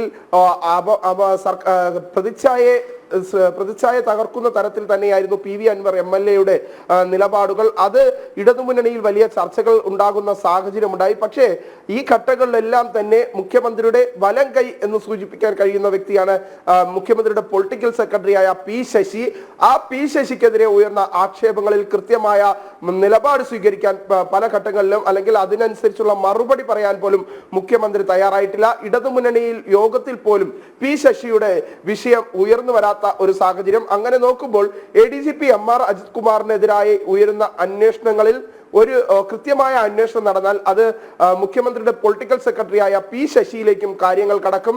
അത് സംസ്ഥാന സർക്കാരിനെ പിടിച്ചു കുലുക്കും എന്ന കാര്യത്തിൽ സംശയമില്ല. പക്ഷേ അത്തരമൊരു അന്വേഷണത്തിലേക്ക് സർക്കാർ നീങ്ങുമോ, വിജിലൻസ് നീങ്ങുമോ എന്ന് നോക്കി തന്നെ കാണേണ്ടിയിരിക്കുന്നു. കൃഷ്ണകുമാർ. ശരി വിനീഷ്, ഏതായാലും ADGPക്കെതിരായ വിജിലൻസ് അന്വേഷണം ആരൊക്കെയാണ് ആ സംഘത്തിൽ ഉണ്ടാവുക എന്ന് നമുക്ക് ഇന്നറിയാം. വിവരങ്ങൾ നൽകുകയായിരുന്നു വിനീഷ്. കുത്തഴിഞ്ഞ ഒരു ആഭ്യന്തര വകുപ്പ് മാത്രമല്ല, പരാജയപ്പെട്ട ഒരു ആരോഗ്യ വകുപ്പ് കൂടി നമുക്കുണ്ട് എന്ന് നല്ല കണക്ഷനാണ്. നല്ല കണക്ഷനാണ്. കാരണം കേന്ദ്ര ആരോഗ്യ മന്ത്രാലയത്തിന്റെ നിർദ്ദേശങ്ങൾ അപ്പാടെ തള്ളുകയാണ്. അത് പാലിക്കുന്നതിൽ സംസ്ഥാനം ഗുരുതര വീഴ്ച വരുത്തിയെന്നാണ് വിലയിരുത്തൽ. സെപ്റ്റംബർ 9 ഡൽഹിയിൽ എംബോക്സ് സ്ഥിരീകരിച്ചതിന് പിന്നാലെ അതീവ ജാഗ്രത പുലർത്താൻ കേന്ദ്രം ആവർത്തിച്ച് നിർദ്ദേശം നൽകിയിരുന്നു. എന്നാൽ രോഗം സ്ഥിരീകരിച്ചതിന് ശേഷമാണ് സർവൈലൻസ് ടീമിൻ്റെ പ്രവർത്തനങ്ങൾ ഉൾപ്പെടെ കാര്യക്ഷമമാക്കാൻ സംസ്ഥാന ആരോഗ്യവകുപ്പ് നിർദ്ദേശം നൽകിയത്. വിവരങ്ങളുമായി രശ്മി കാർത്തിക് ഒപ്പം ചേരുന്നു. രശ്മി, ആരോഗ്യവകുപ്പിൻ്റെ ഈ നീക്കത്തിൽ, ഈ അനാസ്ഥയിൽ വലിയ അത്ഭുതമൊന്നുമില്ല. അത് പതിവായി പലവട്ടം നമ്മൾ കണ്ടതാണ്. പല പ്രതിരോധം സജീവമാക്കേണ്ട സമയത്ത് നമ്മൾ പലവട്ടം അത് അനുഭവിച്ചവരുമാണ്. എന്താണ് കേന്ദ്ര നിർദ്ദേശം, കൃത്യമായ കേന്ദ്ര നിർദ്ദേശം ഉണ്ടായിട്ടും ആരോഗ്യ വകുപ്പ് ചെയ്തത്? മഞ്ഞപ്പിത്തമൊക്കെ പടരുകയാണല്ലോ. സംസ്ഥാനത്ത് ഒരു സാഹചര്യം വളരെ ഗുരുതരമായിട്ടൊരു സാഹചര്യമാണ്. നമുക്കറിയാം, ഡൽഹിയിൽ സെപ്റ്റംബർ 9 എംപോക്സ് സ്ഥിരീകരിച്ചത്. ഇത് രാജ്യത്തെ ആദ്യ കേസായിരുന്നു ഡൽഹിയിൽ റിപ്പോർട്ട് ചെയ്തതിന് ശേഷം കേന്ദ്ര ആരോഗ്യ മന്ത്രാലയം എല്ലാ സംസ്ഥാനങ്ങൾക്കും നിർദ്ദേശം നൽകിയിരുന്നു. പ്രത്യേകിച്ച് കേരളത്തിനോട് ആവർത്തിച്ച് നിർദ്ദേശം നൽകുന്ന ഒരു സാഹചര്യമുണ്ട്. കാരണം 2022 കേരളത്തിൽ ഇതിനു മുൻപ് എംപോക്സ് സ്ഥിരീകരിച്ചിരുന്നു. ആ സാഹചര്യത്തിലാണ് എയർപോർട്ടുകളിൽ ഉൾപ്പെടെ സർവൈലൻസ് ടീമിനെ നിയോഗിച്ചുകൊണ്ട് നിരീക്ഷണം കൂടുതൽ ശക്തമാക്കാനുള്ളൊരു നിർദ്ദേശം കേന്ദ്ര ആരോഗ്യ മന്ത്രാലയത്തിന്റെ ഭാഗത്തു നിന്നുണ്ടായത്. മാർഗരേഖ ഉൾപ്പെടെ പുതുക്കി നൽകിക്കൊണ്ടായിരുന്നു ഒരു നിർദ്ദേശങ്ങൾ. അതായത് ചികിത്സാ രീതികൾ ഏത് രീതിയിൽ വേണം, എയർപോർട്ടിൽ എത്തുന്ന ആളുകൾക്ക് എന്തെങ്കിലും രോഗലക്ഷണങ്ങൾ ഉണ്ടെങ്കിൽ അവരെ ഏത് തരത്തിൽ നിരീക്ഷിക്കണം എന്നതുൾപ്പെടെയുള്ള നിർദ്ദേശങ്ങളായിരുന്നു കേന്ദ്ര ആരോഗ്യ മന്ത്രാലയം നൽകിയത്. പക്ഷേ സംസ്ഥാനം അത് വേണ്ട രീതിയിൽ കൈകാര്യം ചെയ്തില്ല എന്നുള്ളതാണ്. കാരണം ഈ രോഗം സ്ഥിരീകരിച്ചതിന് ശേഷം കഴിഞ്ഞ ദിവസം ഈ മലപ്പുറത്ത് 38-കാരന് രോഗം സ്ഥിരീകരിച്ചതിന് ശേഷമാണ് ഈ ഒരു മുൻകരുതൽ നടപടികളൊക്കെ കൂടുതൽ ശക്തമാക്കാനുള്ള ഒരു ഇടപെടൽ ആരോഗ്യ വകുപ്പിന്റെ ഭാഗത്തു നിന്നും ഉണ്ടായിരിക്കുന്നത്. തിരുവനന്തപുരം, എറണാകുളം ഉൾപ്പെടെയുള്ള എയർപോർട്ടുകളിൽ കൂടുതൽ സർവൈലൻസ് ടീമിനെ ശക്തിപ്പെടുത്തിക്കൊണ്ട് നിരീക്ഷണം ശക്തമാക്കാനും അന്ന് 2022 രോഗം സ്ഥിരീകരിച്ച സമയത്ത് ഒരു സ്റ്റാൻഡേർഡ് ഓപ്പറേറ്റിംഗ് പ്രൊസീജിയർ ഒക്കെ സംസ്ഥാനത്തുണ്ടായിരുന്നു. അതുൾപ്പെടെ പാലിക്കാനുള്ള നിർദ്ദേശം, ആശുപത്രികളിൽ അതിനുള്ള സംവിധാനങ്ങൾ ഏത് രീതിയിൽ ഒരുക്കണം എന്നതടക്കമുള്ള നിർദ്ദേശങ്ങൾ ഇപ്പോഴാണ് നൽകിയത്. ആ ഒരു അലർട്ട് ഇപ്പോഴാണ് നൽകിയത്. അതിനു മുൻപ് അതിൽ വേണ്ടത്ര ജാഗ്രത സംസ്ഥാന ആരോഗ്യ വകുപ്പിന്റെ ഭാഗത്തു നിന്നും ഉണ്ടായില്ല. എല്ലാ കേസുകളുടെ കാര്യത്തിലും ഇതുപോലെ തന്നെയാണ്. കേന്ദ്ര ആരോഗ്യ മന്ത്രാലയം കൃത്യമായി തന്നെ നിർദ്ദേശങ്ങൾ സംസ്ഥാനത്തിന് കൈമാറാറുണ്ട്. അത് ആ ഒരു വേണ്ട തരത്തിൽ ഗൗരവമായി എടുക്കാതെ ഇത്തരത്തിലുള്ള ഏറ്റവും ഗൗരവമായ വിഷയങ്ങളെ പോലും നിസ്സാരവൽക്കരിക്കുന്നതാണ് ആരോഗ്യ വകുപ്പിന്റെ ഒരു രീതി. അത് എംബോക്സിന്റെ കാര്യത്തിൽ മാത്രമല്ല, നിപ്പയുടെ കാര്യത്തിലാണെങ്കിലും മറ്റു പകർച്ചവ്യാധികൾ ഉൾപ്പെടെ സംസ്ഥാനത്ത് പടർന്നു പിടിക്കുന്ന ഒരു സാഹചര്യമാണ് നിലനിൽക്കുന്നത്. നിപ്പ റിപ്പോർട്ട് തുടർച്ചയായ ഇടവേളകളിൽ കേരളത്തിൽ റിപ്പോർട്ട് ചെയ്യുന്നു. പക്ഷേ അതിന്റെ ഉറവിടം എവിടെയാണ് എന്നുള്ളത് കൃത്യമായി കണ്ടെത്താൻ സംസ്ഥാനത്തിന് കഴിയുന്നില്ല. മറ്റു പലയിടങ്ങളിലും നിപ്പ സ്ഥിരീകരിക്കുന്ന സാഹചര്യത്തിൽ അതിൽ കൃത്യമായൊരു പഠനം നടത്തി അതിന്റെ സോഴ്സ് ഉൾപ്പെടെ കണ്ടെത്താൻ അവർ ശ്രമിക്കുകയും അതിനെ പ്രതിരോധിക്കുകയുമാണ് ചെയ്യുന്നത്. പക്ഷെ സംസ്ഥാനത്തെ സംബന്ധിച്ചിടത്തോളം ഇത് കൃത്യമായ ഇടവേളകളിൽ റിപ്പോർട്ട് ചെയ്യുന്നു. ഇതിൽ കൂടുതൽ ജില്ലകളിലൊക്കെ ഇതിന്റെ സാന്നിധ്യമുണ്ട് എന്നുള്ളത് ആരോഗ്യ വിദഗ്ധർ ഉൾപ്പെടെ ചൂണ്ടിക്കാട്ടുന്ന ഒരു വിഷയമാണ്. പക്ഷേ അക്കാര്യത്തിൽ ഒന്നും തന്നെ വിശദമായ ഒരു പഠനത്തിലേക്ക് ആരോഗ്യവകുപ്പ് കടക്കാത്തതുൾപ്പെടെ വലിയ ഭീഷണിയാണ്. എംപോക്സിന്റെയും നിപ്പയുടെയും ഒക്കെ ഭീതിയുടെ ഇടയിൽ മറ്റു പകർച്ചവ്യാധികളും, മഞ്ഞപ്പിത്തം, എലിപ്പനി ഉൾപ്പെടെയുള്ള പകർച്ചവ്യാധികൾ പടർന്ന് പിടിക്കുന്ന ഒരു സാഹചര്യം, മരണനിരക്കിലും വലിയ വർധനവുണ്ടാകുന്നു. ഈ വർഷം ഇതുവരെ തന്നെ എലിപ്പനി ബാധിച്ച് മരിച്ചത് 300-നടുത്ത് ആളുകളാണ്. കഴിഞ്ഞ ദിവസം കോഴിക്കോട് ഒറ്റ ദിവസം തന്നെ 200 പേർക്ക് മഞ്ഞപ്പിത്തം സ്ഥിരീകരിക്കുന്ന സാഹചര്യമുണ്ട്. മറ്റു പകർച്ചവ്യാധികളും H1N1 ആണെങ്കിലും വൈറൽ പനികളാണെങ്കിലും വൈറൽ പനി ഒരു പ്രാവശ്യം സ്ഥിരീകരിച്ചതിന് ശേഷം അതിന്റെ ചികിത്സയൊക്കെ കഴിഞ്ഞ് ഒരു 15 ദിവസത്തിന് ശേഷം വീണ്ടും അതേ ആൾക്ക് തന്നെ ഈ ഒരു പനി പിടിപെടുന്ന സാഹചര്യം, അതും പുതിയ രോഗലക്ഷണങ്ങൾ ഉൾപ്പെടെ പനിക്ക് പ്രകടമാകുന്നു. ഈ പനി ഈ രീതിയിൽ സ്ഥിരീകരിക്കുന്നതിൽ പോലും പ്രത്യേക പഠനം നടത്തുമെന്നുള്ളതായിരുന്നു മാസങ്ങൾക്ക് മുൻപ് ആരോഗ്യമന്ത്രി വീണ ജോർജ് നൽകിയ ഒരു വാഗ്ദാനമൊക്കെ. പക്ഷേ ആ പഠനം എവിടെയും എത്തിയിട്ടില്ല. പകർച്ചവ്യാധികളൊക്കെ ഇതേ രീതിയിൽ പടർന്നു പിടിക്കുന്നു. സംസ്ഥാനത്തെ ആരോഗ്യ മേഖല ഏതാണ്ട് കുത്തഴിഞ്ഞൊരു സാഹചര്യത്തിലാണ്. കഴിഞ്ഞ ദിവസം BJPയുടെ സംസ്ഥാന അധ്യക്ഷൻ K. സുരേന്ദ്രൻ ഉൾപ്പെടെ ഇക്കാര്യം ചൂണ്ടിക്കാണിച്ചിരുന്നു. കാരണം ഏറ്റവും ഗൗരവമായ വിഷയങ്ങളെ പകർച്ചവ്യാധികളുടെ പേടിയിലാണ്, ആശങ്കയിലാണ് നമ്മൾ എപ്പോഴും. സംസ്ഥാന സർക്കാർ പഠിച്ചുകൊണ്ടേയിരിക്കുന്നു എന്ന മറുപടി മാത്രമാണ് നൽകുന്നത്. അനാസ്ഥയുടെ അങ്ങേയറ്റത്താണ് ആരോഗ്യ വകുപ്പും എന്ന കാര്യത്തിൽ സംശയമില്ല. ഇന്നും പ്രേക്ഷകരെല്ലാം വളരെ ആക്റ്റീവായി തന്നെ നമ്മോടൊപ്പം തുടരുന്നുണ്ട് എന്നാണ് മനസ്സിലാക്കാൻ സാധിക്കുന്നത്. തിരുപ്പതി ലഡുവുമായി ബന്ധപ്പെട്ടുള്ള ചില വിവാദങ്ങളെല്ലാം ഉണ്ട്. അതെല്ലാം പ്രേക്ഷകർ കൃത്യമായി ഫോളോ ചെയ്യുന്നുണ്ട് എന്നതും ശ്രദ്ധേയമായിട്ടുള്ള ഒരു കാര്യം തന്നെയാണ്. Rajan ചങ്ങാത്ത്, Ganesh Kumar, Pradeep PP, Prasad P, Sandeep S, Radhakrishnan Vaikuntham, അതോടൊപ്പം തന്നെ നമ്മുടെ സ്ഥിരം പ്രേക്ഷകരും ഒപ്പം പുത്തൻ പ്രേക്ഷകരും കൂടി ഇന്ന് വന്നിരിക്കുന്നു. പറയുന്നുണ്ട്, പ്രേക്ഷകരുടെ പ്രതിഷേധം അല്ലെങ്കിൽ അവരുടെ അഭിപ്രായമാണ് കമൻറ്റ്, അത് കണ്ടില്ലെന്ന് നടിക്കരുത് എന്ന വാണിംഗ് ഉണ്ട്. തുടരെ വാർത്തകൾ ഉണ്ടായിരുന്നത് കൊണ്ടും 7:30 കഴിഞ്ഞപ്പോൾ പെട്ടെന്ന് റാപ്പിഡിലേക്ക് കയറേണ്ടി വന്നതുകൊണ്ടുമാണ് നമ്മൾ കമൻറ്റുകളിലേക്ക് പോകാത്തത്. എല്ലായ്പ്പോഴും പ്രേക്ഷകരുടെ കമൻറ്റുകൾ പരിഗണിക്കുന്നതാണ് ഞങ്ങളുടെ ശീലം. അതിനി അങ്ങോട്ട് തുടർന്നും ഉണ്ടാകും. നിരവധി പ്രതികരണങ്ങൾ. കേരളത്തിലെ കോൺഗ്രസിൻ്റെ മുഖപത്രങ്ങളാണ് മലയാള മനോരമയും മാതൃഭൂമിയും. കോൺഗ്രസിൻ്റെ നാവാണ് ഇവർ രണ്ടുപേരും. അപ്പോൾ ആ പത്രത്തെ വിശ്വസിക്കേണ്ട എന്ന അഭിപ്രായം വരുന്നുണ്ട്. കനകക്കുന്ന് കൊട്ടാരത്തിൽ പരിപാടിയെക്കുറിച്ച് പറയുന്നുണ്ട്, ജനങ്ങളിൽ നിന്ന് ഈടാക്കുകയാണ് എന്ന് പറയുന്നു. അപ്പോൾ ഓണമില്ലെന്ന് പറയുകയോ എന്നാൽ ഓണാഘോഷം സംഘടിപ്പിക്കുന്നതിനെതിരെ പ്രതിഷേധം വരുന്നുണ്ട്. നിരവധി പ്രതിഷേധങ്ങൾ. വോട്ടെടുപ്പ് പ്രക്രിയ അടുത്തടുത്ത വർഷങ്ങളിൽ വരുന്നത് ജനങ്ങൾക്ക് മടുപ്പുളവാക്കുന്നു. അതിനാൽ വോട്ട് ശതമാനം വളരെ കുറഞ്ഞ, നമ്മുടെ വാർത്തയുമായി ബന്ധമില്ലാത്ത പ്രതികരണങ്ങൾ പോലും വരുന്നുണ്ട്. അതെ, അതോടൊപ്പം തന്നെ നന്ദനാര, PR കുറുപ്പ്, അജിത് ഭാസ്കർ, അങ്ങനെ നമ്മുടെ സ്ഥിരം പ്രേക്ഷകർ രാവിലെ തന്നെ വന്ന് അവരുടെ അഭിപ്രായങ്ങൾ രേഖപ്പെടുത്തി. അതോടൊപ്പം തന്നെ അതായത് നമ്മുടെ ഈ യൂട്യൂബ് ചാനലിന് താഴെ വരുന്ന കമന്റുകൾ പലപ്പോഴും ഒരു സൗഹൃദ കൂട്ടായ്മയുടെ പ്രതിഫലനമാണ്. അവർ പരസ്പരം പല വിഷയങ്ങൾ ചർച്ചയാക്കുന്നു, നമ്മുടെ വാർത്തകൾ അവർ പരിശോധിക്കുന്നു, വിലയിരുത്തുന്നു, അതിൻ്റെ കമന്റുകൾ വരുന്നു. അതുകൊണ്ടാണ് അവരുടെ കമന്റുകൾ വായിക്കാതെ പോകുമ്പോൾ അവർക്ക് പ്രതിഷേധം ഉണ്ടാകുന്നു. ശരി, നമ്മൾ ഇനിയും സമയമുണ്ടല്ലോ, നമുക്ക് എല്ലാവരുടെയും പറയാൻ കഴിഞ്ഞില്ലെങ്കിലും കൂടുതൽ കമന്റുകൾ, പ്രേക്ഷകർ കാത്തിരുന്ന വാർത്തകൾ തന്നെയാണ് നമ്മൾ നൽകിക്കൊണ്ടിരിക്കുന്നത്. മാത്രമല്ല കുറേ നാളുകളായി നമ്മൾ ഒരു അന്വേഷണത്തിലായിരുന്നു. ഇപ്പോഴും നമ്മൾ സങ്കടത്തോടു കൂടി അല്ലെങ്കിൽ പ്രത്യാശയോടുകൂടി കാത്തിരിക്കുന്ന ഒരു വാർത്തയുണ്ട്. അർജുനെ കണ്ടെത്തിയോ എന്നുള്ള ഒരു ചോദ്യത്തിനുള്ള ഉത്തരം. ശിരൂരിൽ മണ്ണിടിച്ചിലിൽ കാണാതായ അർജുൻ അടക്കമുള്ളവർക്കായുള്ള തിരച്ചിൽ ഇന്ന് പുനരാരംഭിക്കും. ഗോവയിൽ നിന്ന് കൊണ്ടുവന്ന ഡ്രഡ്ജർ രാവിലെ 9-ന് ശിരൂരിലെത്തിക്കും. ഗംഗാവാലി പുഴയിൽ നാവികസേന അടയാളപ്പെടുത്തിയ സ്ഥലങ്ങളിലെ മണ്ണ് നീക്കം ചെയ്താവും ആദ്യ പരിശോധന. വിവരങ്ങളുമായി ഗോകുൽ K. വേണുഗോപാലൊപ്പം ചേരുന്നു. ഗോകുൽ, കാലാവസ്ഥ പ്രതികൂലമാകുമ്പോൾ, സംവിധാനങ്ങൾ അപര്യാപ്തമാകുമ്പോൾ മാറ്റിവെക്കുന്നു പലപ്പോഴായി. ഇപ്പോൾ വീണ്ടും തെരച്ചിൽ പുനരാരംഭിക്കുന്നു. ഡ്രഡ്ജർ രാവിലെ 9 മണിക്ക് എത്തിക്കും എന്നറിയുന്നു. അപ്പോൾ നാവികസേന അടയാളപ്പെടുത്തിയ സ്ഥലമുണ്ട്, പല സിഗ്നലുകൾ കിട്ടിയത് എന്ന് വിശ്വസിക്കുന്നത്, അല്ലെങ്കിൽ ലോറിയുടെ അവശിഷ്ടങ്ങളെന്ന് കരുതിയത്, അങ്ങനെയൊക്കെ അടയാളപ്പെടുത്തി വെച്ച സ്ഥലങ്ങളുണ്ട്. അവിടെയൊക്കെ പരിശോധന നടത്തും എന്നാണ് മനസ്സിലാക്കുന്നത്. എപ്പോഴാണ് പരിശോധന കാര്യക്ഷമമായി തുടങ്ങുക?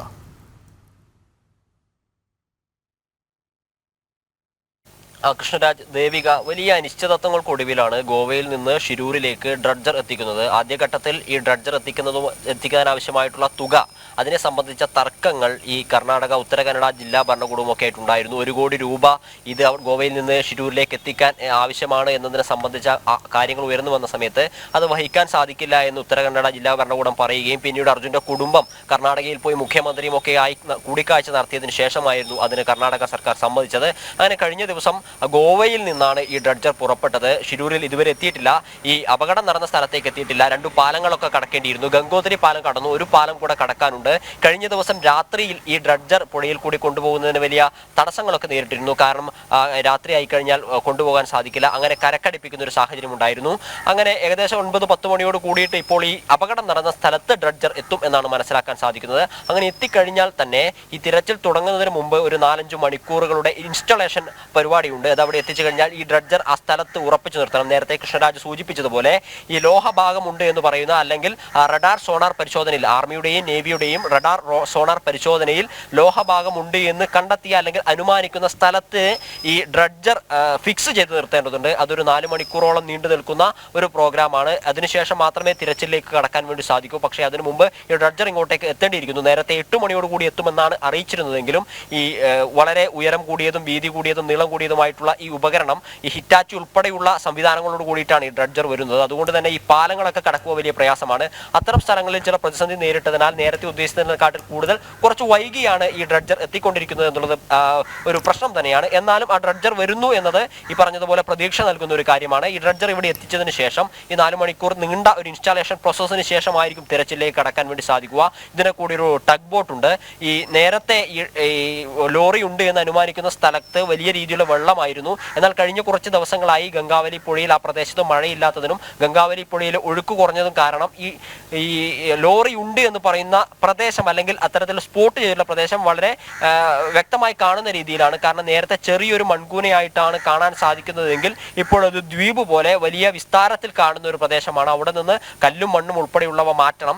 ആദ്യഘട്ടത്തിൽ ഒരു 3 ദിവസം നീണ്ടു നിൽക്കുന്ന ഒരു ദൗത്യമായിരിക്കും ആദ്യഘട്ടത്തിൽ നടത്തുക. ആദ്യം ഈ 3 ദിവസത്തിൽ അവിടെ ഒരു കല്ലും മണ്ണും മാറ്റിയിട്ടുള്ള പരിശോധനകൾ നടത്തും. ആ പരിശോധനയിൽ ഒരു വിജയം അല്ലെങ്കിൽ കണ്ടെത്താൻ സാധിക്കുമെന്നൊരു തോന്നൽ ഉണ്ടായാൽ മാത്രമേ തുടർന്ന് അങ്ങോട്ടേക്കുള്ള ദിവസത്തിൽ പരിശോധന നടത്താൻ സാധ്യതയുള്ളൂ. 10 ദിവസത്തെ പ്രോസസ് ആയിരിക്കും നടക്കുക എന്നാണ് ആദ്യം പറഞ്ഞത്. എന്നാൽ ഈ 3 ദിവസം ഏത് രീതിയിലാണ് ഈ ദൗത്യം മുന്നോട്ടേക്ക് പോകുന്നത് എന്നതിനെ അടിസ്ഥാനപ്പെടുത്തിയിട്ടായിരിക്കും ബാക്കി ദിവസങ്ങളിലേക്ക് കടക്കുക. ഈ മണ്ണുൾപ്പെടെയുള്ളവ മാറ്റാൻ ഈ ഹിറ്റാച്ചി ഉപയോഗിച്ച് സാധിക്കും. എന്നാൽ ഇപ്പോൾ വളരെ വിസ്താരത്തിൽ ഈ മൺകൂനയൊക്കെ ഉയർന്നു കാണുന്ന സാഹചര്യത്തിൽ വലിയ വലിപ്പത്തിലാണ് ഈ മൺകൂന ഉള്ളത്. അതുകൊണ്ട് തന്നെ ഇതിന്റെ അടിയിലേക്ക് കല്ലും മണ്ണും വലിയ കല്ലും മണ്ണും ഒക്കെ ഉണ്ടാവാനുള്ള സാധ്യതയുണ്ട് എന്ന് പറയുന്നു. അത്തരത്തിൽ വലിയ കല്ലും മണ്ണും ഒക്കെ ആണെങ്കിൽ പ്രതിസന്ധി രൂപപ്പെടാൻ സാധ്യതയുണ്ട്. എന്നാലും ഈ മൺകൂനയുടെ ഒരു ഭാഗത്തേക്ക് ചേർന്നിട്ടാണ് ഒരു സൈഡിലേക്ക് മാറിയിട്ടാണ് ഇപ്പോൾ റഡാർ സോണാർ സിഗ്നൽ പരിശോധനയിൽ ലോഹഭാഗങ്ങൾ കണ്ടെത്തിയിട്ടുള്ളത് എന്നത് പരിശോധന നടക്കുന്നത്. അതായത് മൺകൂനയുടെ മധ്യഭാഗത്തൊന്നുമല്ല, ഒരു സൈഡിലേക്കാണ്. അതുകൊണ്ട് ആ സൈഡ് ഭാഗം മാറ്റിയിട്ടായിരിക്കും മണ്ണ് മാറ്റിയിട്ടുള്ള ഒരു പരിശോധനയായിരിക്കും ഈ ഘട്ടത്തിൽ നടക്കുക എന്നാണ് മനസ്സിലാക്കാൻ സാധിക്കുന്നത്. അതുകൊണ്ട് തന്നെ ഇപ്പോൾ ഈ ഡ്രഡ്ജർ അവിടെ എത്തിച്ചതിന് ശേഷം ഇൻസ്റ്റാളേഷൻ പ്രോസസ് കഴിഞ്ഞതിന് ശേഷമായിരിക്കും പരിശോധനയിലേക്ക് കടക്കുക. അല്ലെങ്കിൽ ഇന്ന് ഉച്ചയ്ക്ക് ശേഷം അല്ലെങ്കിൽ നാളെയോടുകൂടി എന്തായാലും പൂർണ്ണമായ പരിശോധനയിലേക്ക് അല്ലെങ്കിൽ പരിശോധന എന്ന് പറയുന്ന രീതിയിലേക്ക് കടക്കാനാണ് സാധ്യത. ഇതുമായി ബന്ധപ്പെട്ട അവലോകന യോഗമൊക്കെ കഴിഞ്ഞ ദിവസങ്ങളിൽ ഉത്തര കന്നഡ ജില്ലാ ഭരണകൂടത്തിന്റെയും MLA യുടെ ഒക്കെ നേതൃത്വത്തിൽ SP യുടെ ഒക്കെ നേതൃത്വത്തിൽ നടന്നിട്ടുണ്ടായിരുന്നു. എന്തായാലും പ്രതീക്ഷ നൽകുന്ന ഒരു കാര്യത്തിലേക്ക് ഈ അടയാളപ്പെടുത്തിയ സ്ഥലങ്ങൾ അവിടെ ഉണ്ട്. അപ്പോൾ വളരെ പെട്ടെന്ന് ഒരു ലക്ഷ്യം, ആ ലക്ഷ്യത്തിലേക്ക് എത്തിച്ചേരാൻ കഴിയുമെന്ന പ്രതീക്ഷയാണോ അവർ പങ്കുവെക്കുന്നത്?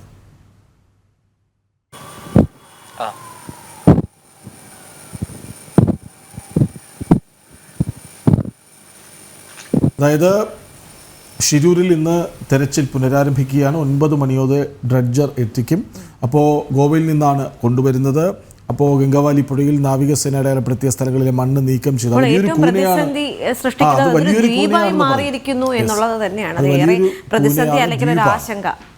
ഇപ്പോഴും ആശങ്ക ബാക്കിയാണ്. അവിടെ എങ്ങനെയാ രക്ഷാപ്രവർത്തനം എന്ന് ഇനി പറയാൻ കഴിയില്ല. എങ്കിൽ പോലും ആ തെരച്ചിൽ എങ്ങനെയാവും ഉണ്ടാവുക? അർജുനെ നമുക്ക് വീണ്ടും കിട്ടുമോ? അത് എത്ര സമയം എടുക്കും?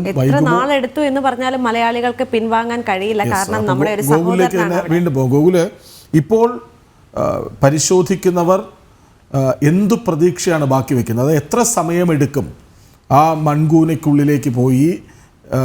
പ്രതീക്ഷയുടെ ബാക്കി അവിടെ ഉണ്ടെങ്കിൽ അത് കണ്ടെത്താൻ എത്ര സമയമെടുക്കുമെന്നാണ് പ്രതീക്ഷ?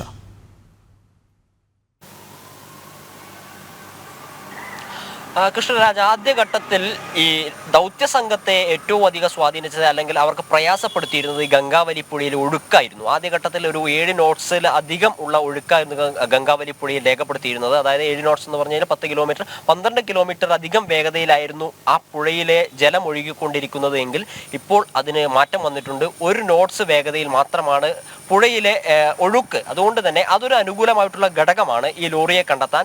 ഈ ടഗ് ബോട്ട് ഉൾപ്പെടെയുള്ള ഡ്രഡ്ജറിനെ പുഴയിൽ ഉറപ്പിച്ചു നിർത്താൻ സാധിക്കും എന്ന് തന്നെയാണ് മനസ്സിലാക്കുന്നത്. അതായത് നേരത്തെ ആയിരുന്നെങ്കിൽ ഈ ആ പ്രദേശത്ത് ടഗ് ബോട്ട് ഉൾപ്പെടെയുള്ള ഡ്രഡ്ജറിനെ ഉറപ്പിച്ചു നിർത്താൻ സാധിക്കില്ല. ഇപ്പോൾ പക്ഷേ സ്പോട്ട് ചെയ്ത സ്ഥലത്തിന് സമീപത്തായിട്ട് ഈ ഡ്രഡ്ജറിനെ ഉറപ്പിച്ചു നിർത്താൻ സാധിക്കും. ആ രീതിയിലുള്ള ഒഴുക്ക് മാത്രമേ ഉള്ളൂ. പക്ഷേ അതിന് കുറച്ചധികം സമയം വേണ്ടിവരും എന്ന് മാത്രമേ ഉള്ളൂ. അതോടൊപ്പം തന്നെ സോണാർ ആർമിയുടെയും നേവിയുടെയും സോണാർ റഡാർ പരിശോധനയിൽ ഒരേ സ്ഥലത്ത് തന്നെ പല തവണകളിലായിട്ട് ഈ ലോഹഭാഗത്തിന്റെ സിഗ്നലുകൾ ലഭിച്ചിരുന്നു. ആ പ്രദേശം കേന്ദ്രീകരിച്ചിട്ടായിരിക്കും സ്വാഭാവികമായിട്ടും തിരച്ചിൽ നടത്തുക. ഒന്നിലധികം തവണ ലഭിച്ചു. അത് ആർമിക്ക് മാത്രമല്ല, ആർമിക്കും നേവിക്കും ലഭിച്ചു. നേവിയുടെ നേതൃത്വത്തിലൊക്കെ ഇപ്പോഴും അവിടെ പരിശോധന നടത്തുന്നുണ്ട്. അപ്പോൾ ആ ഭാഗത്ത് ലോറിയുടേതിന് സമാനമായിട്ടുള്ള ലോഹഭാഗം ഉണ്ട് എന്ന് പറയുമ്പോൾ ആ പ്രതീക്ഷയിലാണ് ഇപ്പോൾ ആ ഭാഗത്ത് തിരച്ചിൽ നടത്തുന്നത്. ആ സ്പോട്ട് ചെയ്ത ഭാഗത്താണ് തിരച്ചിൽ നടത്തുന്നത് എങ്കിൽ വളരെ പെട്ടെന്ന് തന്നെ ഒരു റിസൾട്ടിലേക്ക് എത്താൻ സാധിക്കും. കാരണം ഈ മൺകൂന നേരത്തെ ദേവിക സൂചിപ്പിച്ചതുപോലെ വലിയൊരു മൺകൂനയാണ്. 2 മൺകൂനകളുണ്ട്. അതിൽ ആദ്യ ഭാഗത്ത്, അതായത് ഈ ജൂലൈ 16 കൂടിയിട്ടായിരുന്നു അപകടം നടന്നത്. ആ ഘട്ടത്തിലൊക്കെ നമ്മൾ കാണുമ്പോൾ ചെറിയൊരു മൺകൂനയുടെ ഒരു ചെറിയ ഭാഗം മാത്രമേ കാണാൻ വേണ്ടി സാധിക്കുകയായിരുന്നുള്ളൂ. പക്ഷേ ഇപ്പോൾ മഴ മാറിയതിനാൽ, അവിടുത്തെ ഒഴുക്ക് കുറഞ്ഞതിനാൽ, പുഴയുടെ ജലനിരപ്പ് കുറഞ്ഞതിനാൽ വലിയ വ്യാപ്തിയിൽ ആ മൺകൂനകൾ കാണാൻ വേണ്ടി സാധിക്കുന്നുണ്ട്. പക്ഷേ ആ മൺകൂനയുടെ മധ്യഭാഗത്തൊന്നുമല്ല ഈ ലോഹഭാഗം സ്പോട്ട് ചെയ്തിട്ടുള്ളത് എന്നത് പ്രതീക്ഷ നൽകുന്നു. അത് മൺകൂനയുടെ ഒരു ഭാഗത്തേക്ക്, ഒരു സൈഡിലേക്ക് മാറിയിട്ടാണ്. അവിടെ തന്നെയാണ് ഈ അർജുന്റെ ലോറി ഉള്ളത് എങ്കിൽ വളരെ പെട്ടെന്ന് തന്നെ ഈ ദൗത്യം അവസാനിപ്പിക്കാൻ സാധിക്കുമെന്നാണ് അവിടെയുള്ള വിദഗ്ധർ പങ്കുവയ്ക്കുന്നത്. എന്നാൽ അത് മറ്റെന്തെങ്കിലും വാഹനത്തിന്റെ ലോഹഭാഗമാണെങ്കിൽ, അല്ലെങ്കിൽ മറ്റേതെങ്കിലും ഒഴുകി വന്ന എന്തെങ്കിലും ഭാഗമാണെങ്കിൽ, ഈ അർജുന്റെ ലോറി അല്ല ഇതെങ്കിൽ വീണ്ടും വിശദമായ പരിശോധനകൾ നടത്തേണ്ടതായിട്ട് വരും. അങ്ങനെ പരിശോധന നടത്തുമ്പോൾ ഈ മൺകൂനയുടെ മധ്യഭാഗത്തോ അല്ലെങ്കിൽ മൺകൂന കൂടുതലായിട്ടുള്ള ഭാഗത്തൊക്കെയാണ് ഈ ലോറിയുടെ ലോഹഭാഗം അല്ലെങ്കിൽ അത്തരത്തിലുള്ള അടുത്ത ശക്തമായ സിഗ്നൽ ലഭിക്കുന്നതെങ്കിൽ ദൗത്യം നീണ്ടുപോകാനുള്ള സാധ്യതയാണ് ഉള്ളത്. അതുകൊണ്ട് തന്നെയാണ് നേരത്തെ സൂചിപ്പിച്ചതുപോലെ ആദ്യം ഒരു 3 ദിവസത്തെ പരിശോധനയായിരിക്കും നടത്തുക. 3 ദിവസത്തെ പരിശോധനയിൽ എന്ത് റിസൾട്ടാണോ ലഭിക്കുന്നത് അതിനടിസ്ഥാനപ്പെടുത്തിയിട്ടായിരിക്കും ഇതിന്റെ തുടർ ദൗത്യത്തെ പറ്റി ഒരു തീരുമാനമുണ്ടാവുക. ഇത്തരത്തിലുള്ള അവലോകനമാണ് കഴിഞ്ഞ ദിവസം ഉത്തര കന്നഡ ജില്ലാ ഭരണകൂടത്തിന്റെ ഭാഗത്തു നിന്ന് ലഭിച്ചിട്ടുള്ളത്. നേരത്തെ നമ്മൾ സൂചിപ്പിച്ചു 10 ദിവസത്തേക്കാണ് ഈ ഗോവയിൽ നിന്ന് ഒരു സ്വകാര്യ കമ്പനിയിൽ നിന്നാണ് ഡ്രഡ്ജർ ഷിരൂരിലേക്ക് എത്തിക്കുന്നത്. ഈ എത്തിക്കുന്നതിനാണ് 1 കോടി രൂപ ചിലവ്. ഇവിടെ കൂടുതലാവുന്നതിനനുസരിച്ച് ചിലവ് വർദ്ധിക്കുന്ന ഒരു സാഹചര്യം ഉണ്ടായിരിക്കും. ഈ 3 ദിവസത്തിൽ തന്നെ ഏത് രീതിയിലായിരിക്കും ഈ ദൗത്യം മുന്നോട്ടേക്ക് പോവുക എന്ന് ഈ ദൗത്യ സംഘത്തിന് മനസ്സിലാക്കാൻ വേണ്ടി സാധിക്കും. ഈ മണ്ണുകൾ മാത്രമാണ് പ്രധാനമായിട്ടും ഈ ഡ്രഡ്ജർ ഉപയോഗിച്ച് നീക്കാൻ വേണ്ടി സാധിക്കുക. വലിയ പാറക്കല്ലുകളും മരക്കഷ്ണങ്ങളും ഒക്കെ ഉണ്ടെങ്കിൽ ഡ്രഡ്ജർ ഉപയോഗിച്ച് മാറ്റാൻ സാധിക്കില്ല. ഹിറ്റാച്ചി ഉപയോഗിച്ച് മണ്ണു മാന്തി ഇത് ടഗ് ബോട്ട് ഇപ്പോഴും പൂർണ്ണമായ ലക്ഷ്യത്തിലേക്ക് എത്താൻ കഴിയുമോ എന്ന ആശങ്കയുണ്ട്. കാരണം ഡ്രഡ്ജർ കൊണ്ട് മണ്ണു മാറ്റാം, പക്ഷേ വലിയ പാറകൾ മരക്കഷ്ണങ്ങളൊക്കെ ഉണ്ടെങ്കിൽ എന്തു ചെയ്യും? അതിന് സമയമെടുക്കും. ഇതിന് കൃത്യമായൊരു നിഗമനം, വിലയിരുത്തലൊക്കെ വേണ്ടി വരും. അപ്പോൾ നമുക്ക് വീണ്ടും ഒരു ശ്രമം നടത്തി നോക്കാം എന്നേ ഉള്ളൂ. അതുതന്നെയാണ് ഗോകുലും പറയുന്നത്. നമുക്ക് ഈ വാർത്തയിലേക്കൊക്കെ ഇനി വരേണ്ടതുണ്ടല്ലോ. കഴിഞ്ഞ ദിവസം BJP സംസ്ഥാന അധ്യക്ഷൻ K. സുരേന്ദ്രൻ പറഞ്ഞ ചില വാക്കുകളുണ്ട്. അത് പിന്തുണയ്ക്കുന്ന തരത്തിലുള്ള റിപ്പോർട്ടുകളാണ് വരുന്നത്. ആരോഗ്യവകുപ്പ് പൂർണ്ണ പരാജയമാണ് എന്നാണ് അദ്ദേഹം പറഞ്ഞു വെച്ചതാണ്. സംസ്ഥാനത്ത് എലിപ്പനി ബാധയും മഞ്ഞപ്പിത്തവും അപകടകരമായ രീതിയിൽ ഉയരുന്നു. പ്രതിരോധ പ്രവർത്തനങ്ങളിലുണ്ടായ ഗുരുതര വീഴ്ചയാണ് കാരണമെന്ന കണക്കുകളിൽ നിന്ന് വ്യക്തമാണ്. സമീപകാലത്തെ ഏറ്റവും ഉയർന്ന എലിപ്പനി മരണക്കണക്കാണ് നിലവിൽ റിപ്പോർട്ട് ചെയ്യുന്നത്. ഈ വർഷം ഇതുവരെ എലിപ്പനി ബാധിച്ച് മരിച്ചത് 260 പേർ. മങ്കി പോക്സിന്റെയും നിപ്പയുടെയും ഭീതിയിലാണ് കേരളം. അതിനിടയിൽ ആരും ശ്രദ്ധിക്കാതെ പോകുന്ന ചില കണക്കുകളുണ്ട്. മറ്റു പകർച്ചവ്യാധികളും കേരളത്തിൽ അപകടകരമായ വിധത്തിൽ ഉയരുകയാണ്. ഈ വർഷം 8 മാസം വരെ എലിപ്പനി ബാധിച്ച് മരിച്ചത് 260 പേരാണ്. കഴിഞ്ഞ വർഷം ഇത് 280 ആയിരുന്നു. ജൂണിൽ 18 പേരാണ് എലിപ്പനി ബാധിച്ച് മരിച്ചത്. ജൂലൈയിൽ 27 പേർ. ആഗസ്റ്റ് വരെ 25 പേരും മരണപ്പെട്ടു. എക്കാലത്തെയും ഉയർന്ന എലിപ്പനി കണക്കാണ് ഓരോ ദിവസവും റിപ്പോർട്ട് ചെയ്യുന്നത്. 2022 2482 പേർക്കായിരുന്നു രോഗബാധ, 121 മരണം. സംശയ പട്ടികയിലെ മരണങ്ങൾ കൂടി ചേർത്താൽ 2021 മുതൽ 822 പേരാണ് എലിപ്പനി ബാധിച്ച് മരിച്ചത്. പ്രളയമുണ്ടായ 2018 പോലും സർക്കാരിന്റെ ഔദ്യോഗിക കണക്കനുസരിച്ച് 32 പേർ മാത്രമാണ് എലിപ്പനി ബാധിച്ച് മരിച്ചത്. രോഗക്കണക്ക് ഉയരുന്നതിന്റെ കാരണം താഴെ തട്ടിലെ പ്രതിരോധ പ്രവർത്തനങ്ങളിലും നിരീക്ഷണത്തിലും ഉണ്ടായ പോരായ്മയാണെന്നാണ് ഉയരുന്ന വിമർശനം. മാത്രമല്ല, മഞ്ഞപ്പിത്തവും സംസ്ഥാനത്ത് വ്യാപിക്കുകയാണ്. കഴിഞ്ഞ ദിവസം കോഴിക്കോട് ചങ്ങരോത്ത് പഞ്ചായത്തിൽ 200 പേർക്കായിരുന്നു രോഗബാധ സ്ഥിരീകരിച്ചത്. രോഗവർദ്ധനവ് കാരണം കൃത്യമായ കണക്കുകളും ആരോഗ്യവകുപ്പ് പുറത്തുവിടുന്നില്ല. ജനം, തിരുവനന്തപുരം. സംസ്ഥാനത്തൊട്ടാകെ CPM-ന്റെ ബ്രാഞ്ച് സമ്മേളനങ്ങളൊക്കെ പുരോഗമിക്കുകയാണ്. പുതിയ ഗ്രൂപ്പ് രൂപപ്പെടുന്നു. പിണറായി വിജയൻ ഒതുക്കപ്പെടുന്നു. അതിലേക്ക് നിരോധിത സംഘടനകൾ പോലും സജീവമാകുന്നു എന്ന വാർത്തകളൊക്കെ നമ്മൾ കഴിഞ്ഞ ദിവസം കൊടുത്താണ്. ഇപ്പോൾ പുതിയതൊന്ന്, കണ്ണൂർ പയ്യന്നൂരിൽ CPM-നുള്ളിലെ വിഭാഗീയ പ്രശ്നം പരിഹരിക്കാൻ തിരക്കിട്ട ശ്രമവുമായി CPM ജില്ലാ നേതൃത്വം. വിഭാഗീയത മൂലം 300-ലധികം CPM പ്രവർത്തകരാണ് പാർട്ടി പ്രവർത്തനങ്ങളിൽ നിന്ന് വിട്ടുനിൽക്കുന്നത്. വിവരങ്ങളുമായി ഗോകുൽ കെ വേണുഗോപാൽ ചേരുന്നു. ഗോകുൽ, കഴിഞ്ഞ കുറേ നാളായി CPM-ൽ വിഭാഗീയത രൂക്ഷമാണ്. പലയിടത്തായി പരിഹരിക്കാൻ ശ്രമം നടക്കുന്നു. പരിഹരിച്ച് തിരിച്ചു പോരുമ്പോഴേക്കും വീണ്ടും വിട്ടുനിൽക്കൽ, പാർട്ടി വിടൽ ഒക്കെ ഇപ്പോഴും ആലപ്പുഴയിലടക്കം സജീവമാണ്. കണ്ണൂരിൽ പാർട്ടിയുടെ ശക്തി കേന്ദ്രങ്ങളിൽ വലിയ പ്രശ്നം ഇപ്പോൾ നടക്കുന്നുണ്ടെന്ന് ഉറപ്പാണ്. പുതിയ ഗ്രൂപ്പാണോ എല്ലാത്തിനും പിന്നിൽ?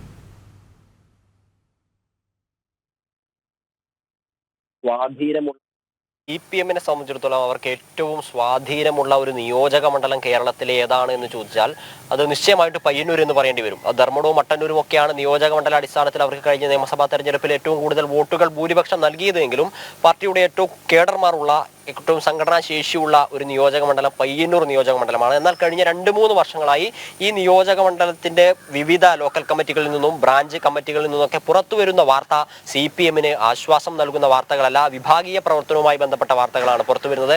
2 വർഷം മുമ്പായിരുന്നു ഇപ്പോഴത്തെ MLA ആയിട്ടുള്ള TI മധുസൂദനന്റെ ഫണ്ട് വിവാദവുമായി ബന്ധപ്പെട്ട് TI മധുസൂദനെയും അന്നത്തെ പയ്യന്നൂർ ഏരിയ സെക്രട്ടറി V കുഞ്ഞികൃഷ്ണനെയും ഒക്കെ സ്ഥാനത്ത് നിന്ന് മാറ്റുന്ന ഒരു സാഹചര്യം ഉണ്ടായിരുന്നത്. അതായിരുന്നു വിഭാഗീയ പ്രവർത്തനത്തിന്റെ തുടക്കം എന്ന് പറയുന്നത്. ധനരാജ് രക്തസാക്ഷി ഫണ്ട് കളക്ഷനുമായി ബന്ധപ്പെട്ട് സ്വരൂപിച്ച പണം സ്വന്തം അക്കൗണ്ടിലേക്ക് മാറ്റിയതായിരുന്നു TI മധുസൂദനൻ MLA-ക്കെതിരെ അന്ന് പയ്യന്നൂർ ഏരിയ സെക്രട്ടറി ആയിട്ടുള്ള V കുഞ്ഞികൃഷ്ണൻ മുന്നോട്ടേക്ക് വെച്ച ആരോപണം. അങ്ങനെ പരാതി പറഞ്ഞ ആളെയും ആരോപിക്കപ്പെട്ട ആളെയും പരാതി പറഞ്ഞ ആളെയും ഈ ഫണ്ട് തിരിമറി നടത്തിയ ആളെയും ഒരുപോലെ സ്ഥാനത്തു നിന്ന് മാറ്റുന്ന ഒരു നടപടിയായിരുന്നു CPM സ്വീകരിച്ചത്. അന്ന് TI മധുസൂദനൻ CPM കണ്ണൂർ ജില്ലാ സെക്രട്ടേറിയറ്റ് അംഗമായിരുന്നെങ്കിൽ അവിടെ നിന്ന് തരം താഴ്ത്തി ജില്ലാ കമ്മിറ്റിയിലേക്ക് എത്തിച്ചു. അതുപോലെ തന്നെ പരാതി നൽകിയ V കുഞ്ഞികൃഷ്ണൻ ഏരിയ സെക്രട്ടറി സ്ഥാനത്ത് നിന്ന് മാറ്റുന്ന ഒരു സാഹചര്യമൊക്കെ ഉണ്ടായിരുന്നു. പിന്നീട് സംസ്ഥാന നേതൃത്വത്തിന്റെയൊക്കെ ചർച്ചയുടെ അടിസ്ഥാനത്തിലായിരുന്നു ഇരു ആളുകളെയും CPM-ലേക്ക് തിരികെ കൊണ്ടുവരികയും സ്ഥാനം നൽകുകയും ഒക്കെ ചെയ്യുന്നത്. ആ വിവാദമാണ് പല രീതിയിൽ ഇപ്പോഴും CPM-ന്റെ ബ്രാഞ്ച് സമ്മേളനങ്ങൾ നടക്കുന്ന സാഹചര്യത്തിൽ പല രീതിയിൽ പല ബ്രാഞ്ചുകളിൽ പൊട്ടിപ്പുറപ്പെട്ടു വരുന്നത്. ഇപ്പോൾ CPM-ന്റെ ചരിത്രം പരിശോധിക്കുകയാണെങ്കിൽ ഒരുപക്ഷെ CPM-ന്റെ ബ്രാഞ്ച് സമ്മേളനങ്ങൾ അല്ലെങ്കിൽ ഏതെങ്കിലും ബ്രാഞ്ച് സമ്മേളനങ്ങൾ മാറ്റിവെക്കുന്ന ഒരു സാഹചര്യം ഉണ്ട് എന്ന് തോന്നുന്നില്ല. അത് പയ്യന്നൂർ സംഭവിച്ചു എന്നുള്ളതാണ്. CPM കാര പ്രദേശത്തെ 3 ബ്രാഞ്ച് സമ്മേളനങ്ങൾ ഇതുവരെ നടന്നിട്ടില്ല. ഒരാഴ്ച മുമ്പ് നടക്കേണ്ടിയിരുന്നതായിരുന്നു. എന്നാൽ ഈ വിഭാഗീയത മൂലം നടന്നിട്ടില്ല എന്ന് മാത്രമല്ല 340ഓളം പേർ ഒപ്പിട്ട പരാതി ജില്ലാ സെക്രട്ടറിക്കും സംസ്ഥാന സെക്രട്ടറിക്കും നൽകുന്ന ഒരു സാഹചര്യമായിരുന്നു ഉണ്ടായിരുന്നത്. അത് CPM-നകത്തെ 2 വിഭാഗങ്ങൾ തമ്മിലുള്ള തർക്കത്തിന്റെ പ്രശ്നമാണ്. ഒരു പ്രദേശത്തുള്ള ആളുകൾ ഈ കാര പ്രദേശത്തേക്ക് വന്നിട്ട് CPM പ്രവർത്തകരെ ആക്രമിക്കുന്ന ഒരു സാഹചര്യം ഉണ്ടായിരുന്നു. ഈ ആക്രമിച്ച ആളുകളെ പാർട്ടിയിൽ നിന്ന് പുറത്താക്കണമെന്ന് ആവശ്യപ്പെട്ടുകൊണ്ടാണ് 340ഓളം വരുന്ന CPM അനുഭാവികളും പ്രവർത്തകരും അംഗങ്ങളുമായിട്ടുള്ള ആളുകൾ CPM-ന്റെ സംസ്ഥാന സെക്രട്ടറിക്കും ജില്ലാ സെക്രട്ടറി MV ജയരാജനും കത്തുകൾ നൽകിയത്. എന്നാൽ ആ കത്തിൽ നടപടി ഉണ്ടാകുമെന്നും അക്രമം നടത്തിയ ആളുകളെ പുറത്താക്കുമെന്നും CPM-ന്റെ നേതൃത്വം പറഞ്ഞിരുന്നുവെങ്കിലും അത്തരത്തിലുള്ള ഒരു നടപടിയിലേക്ക് കടക്കാൻ CPM-ന്റെ നേതൃത്വത്തിന് സാധിച്ചില്ല. അതിൽ പ്രതിഷേധിച്ചിട്ടാണ് കാര, നോർത്ത്, വെസ്റ്റ്, സൗത്ത് എന്നീ 3 ബ്രാഞ്ച് കമ്മിറ്റികളിലെ ബ്രാഞ്ച് സമ്മേളനങ്ങൾ അനിശ്ചിതത്വമായി നീളുന്നത്. അതോടൊപ്പം നമ്മൾ വായിക്കേണ്ട ഒരു പ്രധാനപ്പെട്ട കാര്യമുണ്ട്.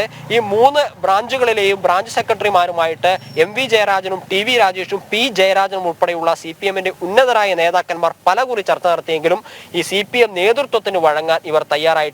തങ്ങളെ ആക്രമിച്ച ആളുകളെ, അതായത് CPM-നകത്ത് CPM പ്രവർത്തകർ തമ്മിൽ പരസ്പരം തല്ലുന്ന ഒരു സാഹചര്യമാണ് ഉണ്ടായത്. അങ്ങനെ ആക്രമിച്ച ആളുകളെ പാർട്ടിയിൽ നിന്ന് പുറത്താക്കാതെ ഒരു നീക്കുപോക്കിന് തയ്യാറാവില്ല എന്ന് പറഞ്ഞുകൊണ്ടായിരുന്നു ഒരു പ്രശ്നം ഈ CPM-ന്റെ പയ്യന്നൂർ നിയോജക മണ്ഡലത്തിന്റെ പരിധിയിൽ വരുന്ന 3 ബ്രാഞ്ചുകളിൽ നടക്കുന്നത്.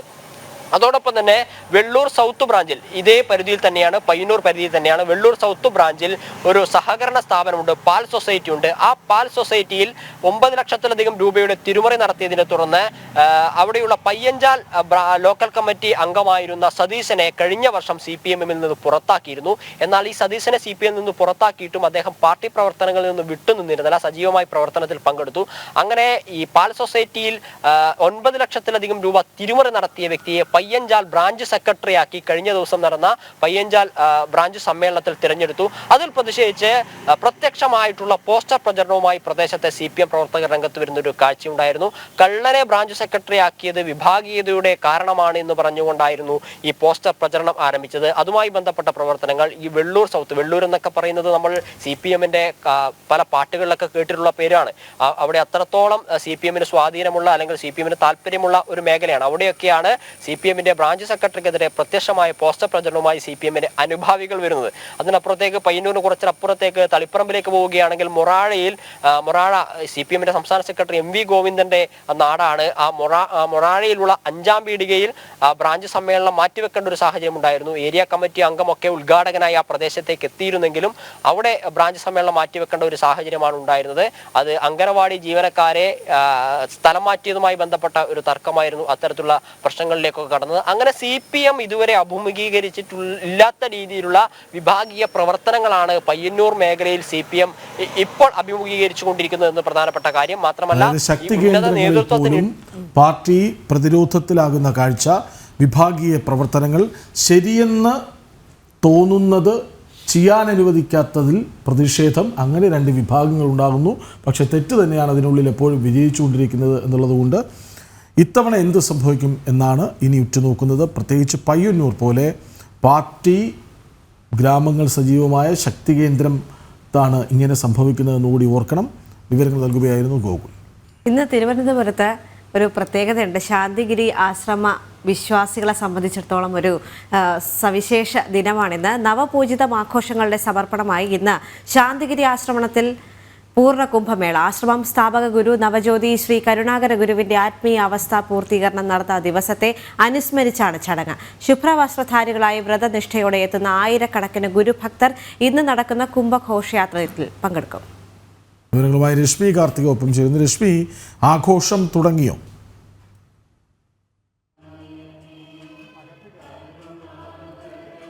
കൃഷ്ണരാജ്, രാവിലെ മുതൽ തന്നെ ആഘോഷങ്ങൾ ആരംഭിച്ചു. പ്രത്യേക ചടങ്ങുകളൊക്കെ ശാന്തിഗിരിയിൽ നടക്കുന്നുണ്ട്. നമുക്ക് ദൃശ്യങ്ങളിൽ കാണാം. നിരവധി ഭക്തരാണ് ഇവിടേക്ക് രാവിലെ മുതൽ എത്തുന്നത്. നവപൂജിതം ആഘോഷങ്ങളുടെ സമർപ്പണമായിട്ടാണ് ശാന്തിഗിരി ആശ്രമത്തിൽ പൂർണ്ണ കുംഭമേള നടക്കുന്നത്. ഇന്ന് വൈകുന്നേരത്താണ് പൂർണ്ണ കുംഭമേള. ആശ്രമം സ്ഥാപക ഗുരു നവജ്യോതി ശ്രീ കരുണാകര ഗുരുവിന്റെ ആത്മീയ അവസ്ഥാ പൂർത്തീകരണം നടന്ന 1973 കന്നി 4-ാം മാസത്തെ അനുസ്മരിച്ചുകൊണ്ടുള്ള ഒരു ചടങ്ങാണ് ഈ ഒരു പൂർണ്ണ കുംഭമേള. താമര പർണശാലയിൽ ആശ്രമം പ്രസിഡന്റ് സ്വാമി ചൈതന്യജ്ഞാന തപസ്വിയും ജനറൽ സെക്രട്ടറി സ്വാമി ഗുരുരത്നം ജ്ഞാന തപസ്വിയും ചേർന്നാണ് ആശ്രമ കുംഭം നിറയ്ക്കുന്നത്. ഇതോടുകൂടിയാണ് പ്രാർത്ഥന ചടങ്ങുകൾക്ക് ഇവിടെ തുടക്കമായത്. ഇന്നിപ്പോൾ രാവിലെ 5 മണിക്ക് ആരാധന ഉണ്ടായിരുന്നു. സന്യാസി സംഘത്തിന്റെ പ്രത്യേക പുഷ്പാഞ്ജലി ഉൾപ്പെടെ നടന്നിരുന്നു. രാവിലെ 6-ന് ധ്വജം ഉയർത്തുന്ന ചടങ്ങുണ്ടായിരുന്നു. 7 മണി മുതൽ പുഷ്പ സമർപ്പണവും അതോടൊപ്പം തന്നെ ഇനി 11 മണിക്ക് ഗുരുദർശനം ഉണ്ടാകുമെന്നുള്ളതാണ് അറിയാൻ കഴിയുന്നത്. വൈകുന്നേരം 4 മണിക്കാണ് കുംഭഘോഷയാത്ര നടക്കുന്നത്. തുടർന്ന് മറ്റു ചില പരിപാടികളും സംഘടിപ്പിക്കുന്നുണ്ട്. രാത്രി 9-ന് വിശ്വ സംസ്കൃതി കലാരംഗം അവതരിപ്പിക്കുന്ന വിവിധ കലാപരിപാടികളുണ്ട്. ഏതായാലും സമാനതകളില്ലാത്ത ഒരു ആഘോഷമാണ് ശാന്തിഗിരിയിലെ ഈ ഒരു കുംഭമേള. വളരെ ഭക്തി നിർഭരവും വ്രതനിഷ്ഠവുമായ ഒരു ആചരണമാണ് ഇവിടെ നമുക്ക് കാണാൻ കഴിയുന്നത്. പുണ്യവും കർമ്മപ്രാപ്തിയും നൽകും എന്നുള്ളതാണ് വിശ്വാസം. ഇവിടേക്ക് എത്തുന്നത് തന്നെ ഒരു പ്രത്യേക അനുഭൂതിയാണ്. ശുഭ്രവസ്ത്രധാരികളായി വ്രതനിഷ്ഠയോടെ എത്തുന്ന ആയിരക്കണക്കിന് ഗുരുഭക്തരെ നമുക്കിവിടെ കാണാൻ കഴിയും. രാവിലെ 5 മണി 6 മണി സമയത്തൊക്കെ വലിയ തിരക്കാണ് ഇവിടെ അനുഭവപ്പെട്ടത്. ഇപ്പോഴും ഗുരുഭക്തർ ഇവിടേക്ക് എത്തുന്നുണ്ട്. ഈ വൈകുന്നേരത്ത് മൺകുടങ്ങളിൽ ഔഷധങ്ങളും സുഗന്ധദ്രവ്യങ്ങളും ചേർത്ത് തയ്യാറാക്കിയ തീർത്ഥം നിറച്ച് പീതവസ്ത്രം കൊണ്ട് പൊതിഞ്ഞ് നാളികേരവും മാവിലയും ഒക്കെ വെച്ച് പുഷ്പങ്ങളാൽ അലങ്കരിച്ചുകൊണ്ടാണ് ഈ കുംഭങ്ങൾ തയ്യാറാക്കുന്നത്. അത് കാണാൻ തന്നെ വലിയൊരു പ്രത്യേകത നിറഞ്ഞ ചടങ്ങാണ്. ഇത് പ്രാർത്ഥനാപൂർവം ശിരസിലേറ്റിക്കൊണ്ടാണ് ഭക്തർ ആശ്രമ സമുച്ചയം വലം വെച്ച് പ്രാർത്ഥിക്കുന്നത്. തുടർന്ന് കുംഭങ്ങൾ ഗുരുപാദത്തിൽ സമർപ്പിക്കും. കുംഭം എടുക്കാൻ കഴിവില്ലാത്ത നിലയിൽ എന്തെങ്കിലും രോഗമുള്ളവരൊക്കെ ആണെങ്കിൽ കൂടി മറ്റൊരു കുടുംബാംഗത്തിന് വേണ്ടി, അതായത് ആ ഒരു സുഖമില്ലാത്ത ആൾക്ക് വേണ്ടി കുടുംബത്തിലെ മറ്റൊരാളാണ് വ്രതം നോറ്റ് കുംഭം എടുക്കുന്നത്. കുംഭം എടുക്കുന്നവർക്ക് 7 ദിവസത്തെ വ്രതവും മുത്തുക്കുട എടുക്കുന്നവർക്ക് 1 ദിവസത്തെ വ്രതവുമാണ് കൽപ്പിച്ചിരിക്കുന്നത്. അതോടൊപ്പം ഈ രാജ്യത്തിനകത്തും പുറത്തു നിന്നുള്ള ഗുരുഭക്തർ അണിനിരക്കുന്ന കുംഭമേളയ്ക്ക് പഞ്ചവാദ്യത്തിന്റെ ഒക്കെ തന്നെ അകമ്പടി ഉണ്ടാകും. ഏതായാലും ഒരു പ്രത്യേക അനുഭൂതിയാണ് ഈ ശാന്തിഗിരി ഈ ആശ്രമത്തിലെ ഈ ചടങ്ങുകൾ. അത് ഇവിടെ എത്തുന്ന ഭക്തർക്കും അത് വലിയ രീതിയിലുള്ള ഒരു പ്രത്യേക അനുഭൂതിയാണ് ഈ ഒരു ആശ്രമം നൽകുന്നത്. ഏതായാലും രാവിലെ 5 മണിക്ക് ആരംഭിച്ച പ്രത്യേക ചടങ്ങുകൾ ഇപ്പോഴും തുടരുന്നുണ്ട്. ശരി രശ്മി, നമ്മുടെ ഒരു എക്സ്ക്ലൂസീവ് വാർത്തയാണ്. ഏറ്റവും പ്രധാനപ്പെട്ട ഒരു വാർത്ത കശ്മീരിൽ നിന്ന്. കശ്മീരിൽ തോക്ക് സംസ്കാരം തിരികെ കൊണ്ടുവരാനാണ് കോൺഗ്രസും നാഷണൽ കോൺഫറൻസും PDPയും ആഗ്രഹിക്കുന്നതെന്ന് ലഡാക്ക് മുൻ MP ജയാങ് സെറിംഗ് നംഗ്യ. എന്നാൽ ഇനി തിരിച്ചു വരാത്ത രീതിയിൽ ഭീകരവാദത്തെ വേരോട് പിഴുതെറിയാൻ മോദി സർക്കാരിന് സാധിച്ചു. ആർട്ടിക്കിൾ 370 റദ്ദാക്കിയതിനു ശേഷമുള്ള ആദ്യ തെരഞ്ഞെടുപ്പിൽ BJP നേട്ടമുണ്ടാക്കുമെന്നും ജനൻ ടിവിക്ക് നൽകിയ പ്രത്യേക അഭിമുഖത്തിൽ ജാങ് സെറിംഗ് നംഗ്യാൽ പറഞ്ഞു. ലഡാക്ക് മുൻ MP ജംയാങ് നെറിംഗ് നംഗ്യാൽ ഇപ്പോൾ ജനം ടിവിയോടൊപ്പം ചേരുകയാണ്. പേര് പ്രേക്ഷകർക്ക് മലയാളികൾക്ക് അത്ര പരിചിതമല്ല എങ്കിൽ പോലും 17ാം ലോക്സഭയിൽ തീപ്പൊരി പ്രസംഗങ്ങൾ നടത്തിയിരുന്ന 17ാം ലോക്സഭയിൽ ഏറ്റവും പ്രായം കുറഞ്ഞ ലഡാക്കിൽ നിന്നുള്ള MP ആയിരുന്നു അദ്ദേഹം. സർ, വെൽക്കം ടു जनन TV. Thank you so much. स्वागत है जम्मू कश्मीर में. जी, 10 साल के बाद इधर विधानसभा इलेक्शन हो रही है जम्मू कश्मीर में. अभी चुनाव की लहर, सब प्रचार सब कैसा चल रहा है, इधर का माहौल सब कैसा है? देखिए, ये खुशी की बात है, माननीय प्रधानमंत्री नरेंद्र मोदी जी ने जिस तरह से पार्लियामेंट में आश्वस्त किया कि जम्मू कश्मीर से फिर से इलेक्शन होंगे और इलेक्शन के बाद स्टेटहुड का दर्जा वापस देंगे और भारत के अन्य स्टेट्स की तरह जम्मू कश्मीर को इक्वली ट्रीट किया जाएगा. इस देश में 2 विधान 2 निशान के सिस्टम को ख़त्म करने के बाद, 370 आर्टिकल को ख़त्म करने के बाद, 35A को ख़त्म करने के बाद ये पहली बार चुनाव हो रहा है. और इस चुनाव में यहाँ के वोटर्स, यहाँ के मतदाता, यहाँ के जनता बड़े खुशी से इस चुनाव में भाग ले रहे हैं और पूरा विश्वास है भारतीय जनता पार्टी आने वाले जम्मू कश्मीर में सरकार फुल मेजोरिटी के साथ बनाएंगे. And as you said, this is the first assembly election after the abrogation of Article 370.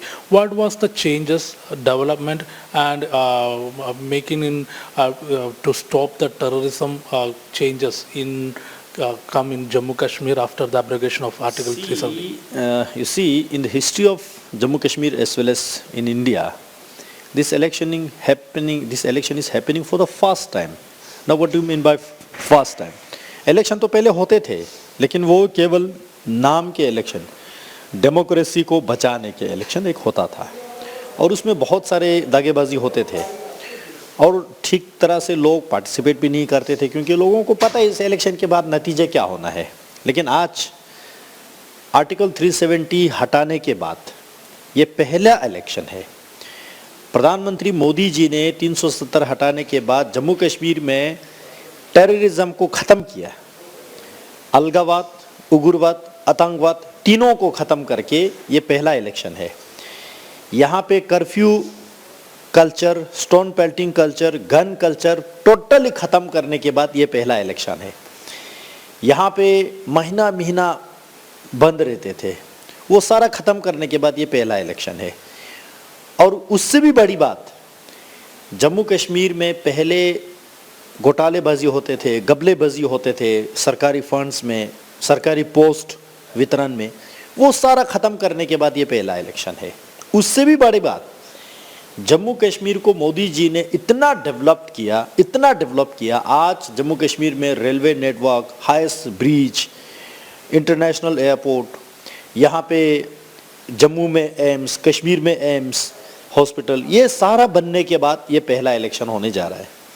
उससे भी बड़ी बात, आम जनता को क्या मिल रहा है? गरीब कल्याण योजना के माध्यम से लोगों के घर में मुफ्त का राशन जा रहा है. जितने भी BPL के नीचे डिजर्विंग लोग हैं, आपके केरल स्टेट में या अदर स्टेट्स में प्रधानमंत्री के आयुष्मान भारत गोल्डन कार्ड के 5 लाख हेल्थ इंश्योरेंस केवल BPL या BPL के नीचे के लोगों के लिए है. यहाँ जम्मू कश्मीर में यूनिवर्सल हेल्थ कवरेज इंश्योरेंस मिलने के बाद ये पहला इलेक्शन है. इस तरह से अगर मैं गिनते जाऊं, यहाँ पहाड़ी क्षेत्र है, पूरे पहाड़ी क्षेत्र में 4G मोबाइल टावर लगने के बाद ये पहला इलेक्शन है. जल जीवन मिशन हर घर में नल जल देने के बाद ये पहला इलेक्शन है. सेंट्रल रोड फंडिंग, PMGSY, ऐसे अलग अलग स्कीमों में हर नूक एंड कॉर्नर को पिछले 10 साल मोदी जी ने सड़क से जोड़ा. उसके बाद ये पहला इलेक्शन हो रहा है. तो जाहिर सी बात है, यहाँ के आम जनता जानते हैं कि 370 हटाने के बाद लोगों के हाथ में कितना विकास आया, कितना अमन और शांति आया, कितना सुकून आया, कितना विकास आया. इसलिए इस इलेक्शन में जितने भी जम्मू और कश्मीर के वोटर्स से जहाँ जहाँ भारतीय जनता पार्टी का कैंडिडेट है, जम्मू में 43 सीट्स पे और कश्मीर में 19 सीट्स पे, टोटल 63 सीट्स पे हमारा सिंबल पे जो कैंडिडेट है वो लगभग 90% जो है जीत के आना ही आना है, क्योंकि लोगों को कॉन्फिडेंस है कि मोदी है तो मुमकिन है जम्मू कश्मीर में अमन और शांति को बरकरार रखने को लेके। बट ये जो जम्मू कश्मीर नेशनल कॉन्फ्रेंस कांग्रेस अलायंस और जो पीडीपी, वो जो they are giving promises to the people, they will restore the article 370 when they come in rule. See people of Jammu and Kashmir at the grass root level are very much aware of their दोकलेपान। वो जानते हैं कि ये लोग सदियों से झूठ बोलते आ रहा है। एक तो ये लोग 370 के लिए बार बार बोलते हैं, 370 को खोखला करने वाला ही ये एनसी-पीडीपी कांग्रेस है। 370 को अंदर से खत्म करने वाले भी यही लोग हैं। बात रहा 370 के नारा लेके, नहीं जी हम तो अलग स्टेट है, हमारा 2 झंडा होता है, 2 संविधान होता है, उसको खत्म करना तो बीजेपी के एजेंडा में था, वो प्रधानमंत्री मोदी जी ने कर दिया, बहुत अच्छी तरीके से कर दिया। इसलिए मैं कभी कभी कहता हूं ये एनसी-पीडीपी कांग्रेस वालों को, तुम तो रह गए फेंकते पत्थर, हमने हटा दिया 370। अब 370 हटाने के बाद भारत देश के पार्लियामेंट में उसको हटा दिया। आज ये लोग कहां से वापस लाएंगे? क्या कांग्रेस पार्टी सेंटर में रूलिंग में है? क्या नेशनल कॉन्फ्रेंस सेंटर में रूलिंग में है? क्या पीडीपी वाले सेंटर में रूलिंग में है? तो ये लोग 370 वापस नहीं ला सकते। इलेक्शन रिजल्ट कुछ भी हो जाओ, आर्टिकल 370 किसी को वापस नहीं कर सकता। मोदी जी ने बार बार कहा ये एनसी-पीडीपी कांग्रेस वाले अगला 100 जन्म भी ये लोग लेके वापस आएंगे, तब भी इनको 370 नहीं मिलने वाला है। अब हिंदुस्तान के पार्लियामेंट ने 370 तो हटाया, उसके बाद apex court, honourable supreme court ने भी ठप्पा लगा दिया कि 370 खत्म है। अब 370 आने वाले भारत के इतिहास में नहीं मिलने वाला है। ये ऐसे लोगों के सेंटिमेंट को पकड़ के बेवकूफ बना रहे, और सेंटिमेंट भी लोगों का नहीं है, ये लोग खुद लोगों को उकसा रहा है। फिर भी मैं कह देना चाहता हूं जम्मू कश्मीर के लोगों को, 370 वापस लाएंगे इसका क्या मतलब है? इनको पता है 370 वापस नहीं आ सकते, लेकिन इनका मतलब यह है कि गन कल्चर को वापस लेके आएंगे, टेररिज्म को वापस लेके आएंगे, स्टोन पेल्टर्स को वापस सड़क पे लेके आएंगे, हड़तालबाजी को वापस लेके आएंगे, जम्मू कश्मीर को फिर से महीना महीना बंद करने के कल्चर ये लोग वापस लेके आना चाहते हैं। क्या जम्मू कश्मीर यही चाहते हैं? इसलिए जम्मू कश्मीर के आज आप किसी भी कोने में जाके, चाहे यहाँ का हिंदू हो, यहाँ के मुसलमान हो, यहाँ के बौद्ध समाज हो, या किसी भी ट्राइब कास्ट कोई भी पकड़ के आप ले लीजिए, ये सभी लोग जानते हैं कि ये एनसी, कांग्रेस, पीडीपी 3 परिवार मिलके, इसमें अब्दुल्ला परिवार, इसमें मुफ्ती परिवार, इसमें गंदी परिवार, ये तीनों परिवार मिलके जम्मू कश्मीर को कल तक लूटने का काम किया है। आज मोदी जी बैठा है तो किसी को लूटने नहीं देंगे। इसलिए जम्मू कश्मीर के लोग आने वाले वोटिंग के dates, first phase, second phase, third phase में बड़े बहुमत के साथ बीजेपी को वोट करने वाले हैं। At the time of campaigning, our National Conference leader Omar Abdullah is backing Afzal Guru, and they are trying to strong their vote back. नहीं, उनका थिंकिंग ये सोच ही यही है। इसलिए कहता हूँ जो एनसी, कांग्रेस, पीडीपी जो है, ये सेपरेटिस्ट आइडियोलॉजी लेके जो घूमते हैं, ये इस देश से, इस जम्मू कश्मीर से लोगों ने नकार चुके हैं। आज भारतीय जनता पार्टी एक राष्ट्रवाद आइडियोलॉजी लेके, नेशनलिस्ट आइडियोलॉजी लेके लोगों के पास जा रहा है, और जम्मू कश्मीर वाले जानते हैं, जिन्होंने आज तक टेररिज्म से लड़ा, इस देश के साथ खड़ा हुआ, जिन्होंने बहुत सारे बलिदान दिया, बहुत सारे लोगों के घर में से उनके पिताजी, उनके भाई, उनके बहनें, उनके माताएं कुर्बान चढ़ गए टेररिज्म के हाथों, लेकिन फिर भी इस देश के झंडा को जिंदा रखने के लिए, इस देश के राष्ट्रवाद सेंटिमेंट को जिंदा रखने के लिए भारत माता की जय करते रहे हैं। इसलिए ये लोग अब कुछ भी दोगलापंदी करें, ये लोग झूठ बोले कि हम 370 वापस लेंगे, 35 लाएंगे, हम यहाँ पे 2 झंडा खड़ा करेंगे, ये लोग कुछ भी बोले, कुछ नहीं बिकने वाला है। इनके स्लोगन, इनके आइडियोलॉजी मार्केट में आप नहीं बिकने वाले हैं। लोग जान चुके हैं, ये लोग एक्सपोज्ड हो चुके हैं। Okay, thank you so much. Jammu കാശ്മീരിൽ ഇനി ഭീകരവാദത്തിന് സ്ഥാനമില്ല എന്നും ദേശീയവാദം ഉയർത്തിക്കൊണ്ട് ദേശീയത ഉയർത്തുന്ന BJPക്ക് കൂടുതൽ പരിഗണന, കൂടുതൽ സ്ഥാനം ജനങ്ങൾ നൽകും. ജമ്മു സെക്ടറിൽ മാത്രമല്ല കശ്മീരിലും BJP കൂടുതൽ മെച്ചമുണ്ടാക്കും എന്നുള്ളതാണ് ലഡാക്ക് മുൻ MP കൂടിയായിട്ടുള്ള ജയാം സ്വരിങ് നംഗ്യാൽ ജനം TVയോട് വ്യക്തമാക്കിയിട്ടുള്ളത്. ജമ്മുവിൽ നിന്ന് സഞ്ജയ് കൗശലിനൊപ്പം ജിഷ്ണു കൃഷ്ണൻ, ജനം. രണ്ടാം ഘട്ടത്തിൽ വോട്ടെടുപ്പ് നടക്കുന്ന ശ്രീനഗർ ഉൾപ്പെടെയുള്ള കശ്മീർ താഴ്വരയിലെ മണ്ഡലങ്ങളിൽ ആർട്ടിക്കിൾ 370 തന്നെയാണ് പ്രധാന പ്രചാരണ വിഷയം. പ്രത്യേക അധികാരം റദ്ദാക്കി സമാധാനവും വികസനവും കൊണ്ടുവരാനായെന്ന് BJP അവകാശപ്പെടുമ്പോൾ ആർട്ടിക്കിൾ 370 തിരിച്ചു കൊണ്ടുവരുമെന്നാണ് നാഷണൽ കോൺഫറൻസ് PDP ഉൾപ്പെടെയുള്ളവരുടെ അവകാശവാദം. വിവരങ്ങളുമായി കശ്മീരിൽ നിന്ന് ജിഷ്ണു കൃഷ്ണനൊപ്പം ചേരുന്നുണ്ട്. കഴിഞ്ഞ ദിവസം പ്രധാനമന്ത്രി പറഞ്ഞത് ആർട്ടിക്കിൾ 370 ആർക്കും തിരിച്ചു കൊണ്ടുവരാൻ കഴിയില്ല എന്നാണ്. അത്രയേറെ ആത്മവിശ്വാസമാണോ BJPക്ക് അവിടെ? ജിഷ്ണു. കൃഷ്ണാജി, തീർച്ചയായും ജമ്മു കാശ്മീരിൽ രണ്ടാം ഘട്ട വോട്ടെടുപ്പ് നടക്കുന്ന മണ്ഡലങ്ങൾ, പ്രത്യേകിച്ച് ശ്രീനഗറും പൂഞ്ചും ഉൾപ്പെടെയുള്ള കശ്മീർ താഴ്വരയിലെ മണ്ഡലങ്ങളിൽ ഏറ്റവും പ്രധാനപ്പെട്ട ചർച്ചാ വിഷയം, തെരഞ്ഞെടുപ്പിലെ പ്രധാനപ്പെട്ട ചർച്ചാ വിഷയം ആർട്ടിക്കിൾ 370 തന്നെയാണ്. കഴിഞ്ഞ ദിവസം പ്രധാനമന്ത്രി നരേന്ദ്രമോദി ചൂണ്ടിക്കാട്ടിയതുപോലെ, അല്ലെങ്കിൽ BJP നേതൃത്വം പ്രചാരണ പ്രവർത്തനത്തിന്റെ കുന്തമുന എന്നുള്ളത് കഴിഞ്ഞ ഒരു 5 വർഷത്തിനുള്ളിൽ ആർട്ടിക്കിൾ 370 റദ്ദാക്കിയതിനു ശേഷം കശ്മീർ താഴ്വരയിൽ കൊണ്ടുവന്നിട്ടുള്ള മാറ്റങ്ങൾ, ജനങ്ങൾക്ക് സമാധാനപരമായി ജീവിക്കാനുള്ള സാഹചര്യം, വികസന പ്രവർത്തനങ്ങൾ, ഇവ ചൂണ്ടിക്കാട്ടിക്കൊണ്ടും ഇവ ചർച്ച ചെയ്തുകൊണ്ടുമാണ് BJPയുടെ പ്രചാരണ പ്രവർത്തനങ്ങൾ മുൻപോട്ട് പോകുന്നത്. അതേസമയം നാഷണൽ കോൺഫറൻസും കോൺഗ്രസ് സഖ്യവും കൂടാതെ PDPയും അവാമി ഇത്തിഹാദ് പാർട്ടി ഉൾപ്പെടെ ജമാഅത്തെ ഇസ്ലാമിയുടെയും ഉൾപ്പെടെ പിന്തുണയിൽ മത്സരിക്കുന്ന സ്വതന്ത്രരുമെല്ലാം അവകാശപ്പെടുന്നതും അവർ കശ്മീരിലെ ജനതയ്ക്ക് മുൻപിലേക്ക് വെക്കുന്നതും ആർട്ടിക്കിൾ 370 വീണ്ടും തിരിച്ചു കൊണ്ടുവരും, കശ്മീരിന്റെ പ്രത്യേക അധികാരം വീണ്ടും തിരിച്ചു കൊണ്ടുവരുമെന്ന വലിയ വാദം, അവകാശവാദം നാഷണൽ കോൺഫറൻസും PDPയും ഉൾപ്പെടെയുള്ള പാർട്ടികൾ ജനങ്ങൾക്ക് മുൻപിലേക്ക് വെക്കുന്നുണ്ട്. അതുകൊണ്ട് തന്നെ വലിയ ചർച്ചാ വിഷയമാണ് ആർട്ടിക്കിൾ 370. ഞാനിപ്പോഴുള്ളത് ശ്രീനഗറിലാണ്. ശ്രീനഗറിൽ പുരാതനമായ ശങ്കരാചാര്യ ക്ഷേത്രത്തിലേക്ക് പോകുന്ന വഴിയിലാണ്. നമ്മുടെ ലൈവ് ബാഗ് ഉൾപ്പെടെയുള്ള സംവിധാനങ്ങൾ ക്ഷേത്രത്തിനകത്തേക്ക് പ്രവേശിപ്പിക്കാൻ അനുവാദമില്ല. അതുകൊണ്ടാണ് ഈ ക്ഷേത്രത്തിന് അടുത്ത് നിൽക്കുന്നത്. കൂടാതെ ഇവിടെ നിന്ന് കഴിഞ്ഞാൽ നമുക്ക് ദൽ ലേക്കിന്റെ വിശാലമായൊരു വ്യൂ കൂടി കാണാൻ സാധിക്കും. നമ്മൾ എവിടെ ലൈവിന് എവിടെ ഫ്രെയിം വെച്ചാലും അതിസുന്ദരമായ കാഴ്ചകളാണ് നമുക്ക് കശ്മീരിൽ കാണാൻ സാധിക്കുക. ഭൂമിയിലെ സ്വർഗം എന്നൊക്കെ വിശേഷിപ്പിക്കപ്പെടുമ്പോഴും ഒരു 10 വർഷങ്ങൾക്ക് മുൻപ് ജമ്മു കശ്മീരിലെ സാഹചര്യം എന്തായിരുന്നു, അതിനുശേഷം ഈ ഒരു 2024 ജമ്മു കാശ്മീരിലെ സാഹചര്യം എന്തായിരുന്നു എന്നുള്ളത് കൃത്യമായി ഇവിടെ യാത്ര ചെയ്യുന്ന സഞ്ചാരികൾക്ക് മനസ്സിലാക്കാൻ സാധിക്കും. മുൻപ് അത്രയധികം സുന്ദരമായ ഒരു പ്രദേശത്തേക്ക് എത്തുമ്പോൾ പോലും, അതായത് മുൻപൊക്കെ കാണാൻ മാത്രമായിരുന്നു സുന്ദരം, ഇപ്പോൾ ജീവിക്കാനും പോകാനുമൊക്കെ സുന്ദരമായൊരിടം.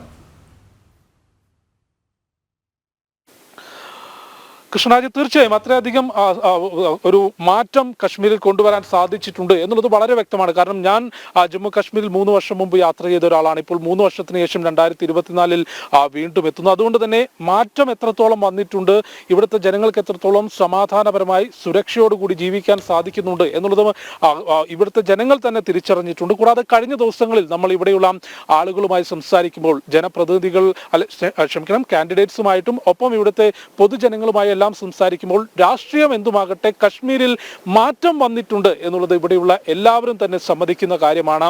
ആ മാറ്റത്തിൽ നിന്നുകൊണ്ടാണ്, അത് വലിയ രീതിയിൽ പ്രചരിപ്പിച്ചുകൊണ്ടാണ് BJPയുടെ പ്രചാരണം മുൻപോട്ട് പോകുന്നത്. കഴിഞ്ഞ ദിവസം ശ്രീനഗറിൽ പ്രധാനമന്ത്രി നരേന്ദ്രമോദി പ്രചാരണ പ്രവർത്തനത്തിനെത്തിയിരുന്നു. കശ്മീർ താഴ്വരയിൽ പ്രധാനമന്ത്രിയുടെ ആദ്യത്തെ തെരഞ്ഞെടുപ്പ് റാലിയായിരുന്നു. ആ റാലിയിൽ അദ്ദേഹം ചൂണ്ടിക്കാട്ടിയത് തന്നെ ഇനി ഒരിക്കലും ജമ്മു കാശ്മീരിൽ ആർട്ടിക്കിൾ 370 തിരിച്ചു വരില്ല എന്നും ഭീകരവാദത്തെ വേരോടെ പിഴുതെറിയാൻ മോദി സർക്കാരിന് സാധിച്ചു. കശ്മീരിന്റെ സുസ്ഥിരമായ വികസനം മോദിയുടെ ഉറപ്പാണ് എന്ന വാഗ്ദാനമാണ് കശ്മീർ ജനതയ്ക്ക് കഴിഞ്ഞ ദിവസം പ്രധാനമന്ത്രി നരേന്ദ്രമോദി നൽകിയത്. ഒപ്പം തന്നെ നാഷണൽ കോൺഫറൻസിന്റെ ഭാഗത്തുനിന്ന്, നാഷണൽ കോൺഫറൻസും കോൺഗ്രസും ഉൾപ്പെടുന്ന സഖ്യത്തിന്റെ ഭാഗത്തുനിന്നും PDPയുടെ ഭാഗത്തുനിന്നും ശക്തമായ പ്രചാരണം നടക്കുന്നുണ്ട്. അതിൽ എടുത്തു പറയേണ്ടത് ജനപങ്കാളിത്തം തന്നെയാണ്. മുൻപ് 2014 നിയമസഭാ തെരഞ്ഞെടുപ്പ് നടന്നത്. അതിനുശേഷം ലോക്സഭാ തെരഞ്ഞെടുപ്പ് നടന്നു. അതിനിടയിൽ ഒരു തദ്ദേശ സ്ഥാപനങ്ങളിലേക്ക് ഡിസ്ട്രിക്ട് ഡെവലപ്മെന്റ് കോർപ്പറേഷൻ കൗൺസിലിലേക്കുള്ള തെരഞ്ഞെടുപ്പ് നടന്നു. ഈ തെരഞ്ഞെടുപ്പുകളിലെല്ലാം പ്രചാരണം നടന്നിരുന്നുവെങ്കിൽ പോലും അത് രാഷ്ട്രീയ നേതാക്കൾ വലിയ കനത്ത സുരക്ഷാ വലയത്തിൽ നിന്നുകൊണ്ടായിരുന്നു പ്രചരണം നയിച്ചതെങ്കിൽ ഇന്ന് കശ്മീരിന്റെ ജനങ്ങൾ പങ്കെടുത്തുകൊണ്ട് പൊതുജന പങ്കാളിത്തം കൂടുതലായിക്കൊണ്ടുള്ള തെരഞ്ഞെടുപ്പ് പ്രചാരണ പ്രവർത്തനങ്ങളും ഒപ്പം തെരഞ്ഞെടുപ്പ് നടപടികളും ഒന്നാം ഘട്ടത്തിൽ 61.11% മികച്ച പോളിംഗ് ആണ് ജമ്മു കാശ്മീരിൽ രേഖപ്പെടുത്തിയിരുന്നത്. അത്തരത്തിൽ പൊതുജന പങ്കാളിത്തത്തോടുകൂടി തെരഞ്ഞെടുപ്പ് പ്രചാരണങ്ങൾ നടക്കുന്നു. വോട്ടെടുപ്പിൽ മികച്ച പോളിംഗ് രേഖപ്പെടുത്തുന്നു. രണ്ടാം ഘട്ട പോളിംഗ് നടക്കാനുള്ളത് ഈ മാസം 25-നാണ്. ശ്രീനഗറും പൂഞ്ചും ഉൾപ്പെടെ കശ്മീർ താഴ്വരയിലെ ചില മേഖലകൾ കൂടാതെ ജമ്മുവിലെയും ഉൾപ്പെടെ 26 മണ്ഡലങ്ങളാണ്. ജമ്മു കാശ്മീർ എന്ന് പറയുമ്പോൾ വെടിവെച്ചുകളുടെ അല്ലെങ്കിൽ ഭീകരതയുടെ ഒരു നാട് മാത്രമായി കണ്ടിരുന്ന നമ്മൾ ഇന്ന് കാണുന്നത് ജമ്മു കാശ്മീർ എന്ന് പറയുന്ന ഒരു പോപ്പുലറായ ടൂറിസ്റ്റ് സ്പോട്ട്, ഏറ്റവും സമാധാനത്തോടുകൂടി അല്ലേ കഴിയാൻ സാധിക്കുന്ന ഒരു സ്ഥലമായി ജമ്മു കാശ്മീർ കാണാനും കഴിയാനും നേരത്തെ നമ്മൾ പറഞ്ഞു വന്നത്. ശരി, പുത്തൻപുലരി അവസാന ഘട്ടത്തിലാണ്. 8:45 ആകുന്നു. നമുക്ക് മറ്റു പ്രധാന വാർത്തകളിലേക്കൊന്ന് പോയി വരാം. പ്രധാനമന്ത്രി നരേന്ദ്രമോദിയുടെ US സന്ദർശനം ഇന്നു മുതൽ 23 വരെ. ഡെലവെയറിലെ വിൽമിംഗ്ടണിൽ നടക്കുന്ന 4ാമത് ക്വാഡ് ലീഡേഴ്സ് ഉച്ചകോടിയിൽ പ്രധാനമന്ത്രി പങ്കെടുക്കും. 22-ന് ന്യൂയോർക്കിൽ പ്രധാനമന്ത്രി ഇന്ത്യൻ സമൂഹത്തെ അഭിസംബോധന ചെയ്യും.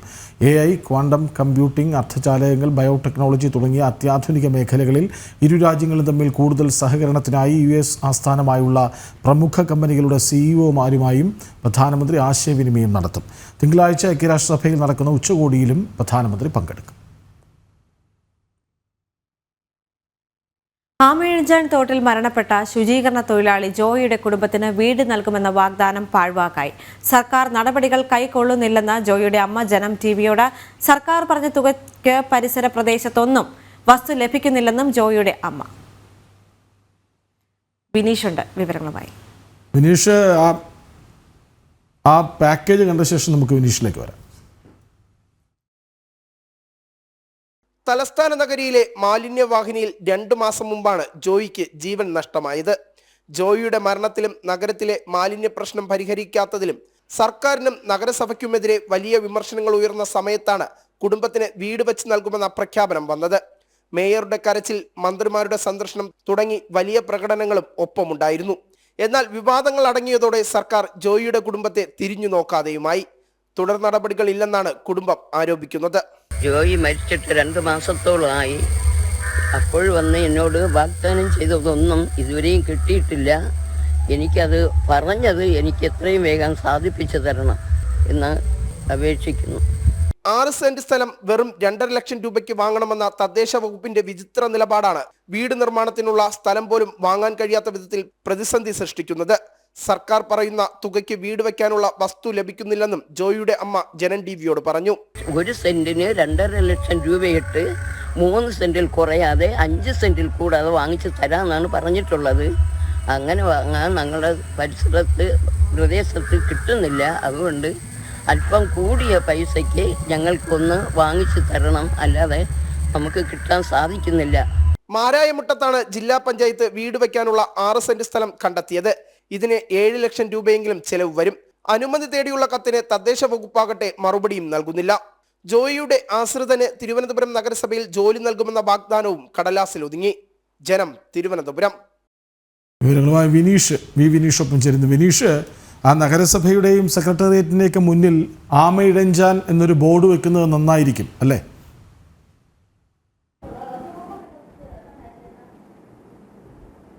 തീർച്ചയായിട്ടും നമുക്ക് സർക്കാരിന്റെ ഈ ഒരു സമീപനം കാണുമ്പോൾ അങ്ങനെ തന്നെയാണ് മനസ്സിലാക്കാൻ സാധിക്കുന്നത്. കാരണം വലിയ രീതിയിലുള്ള ഒരു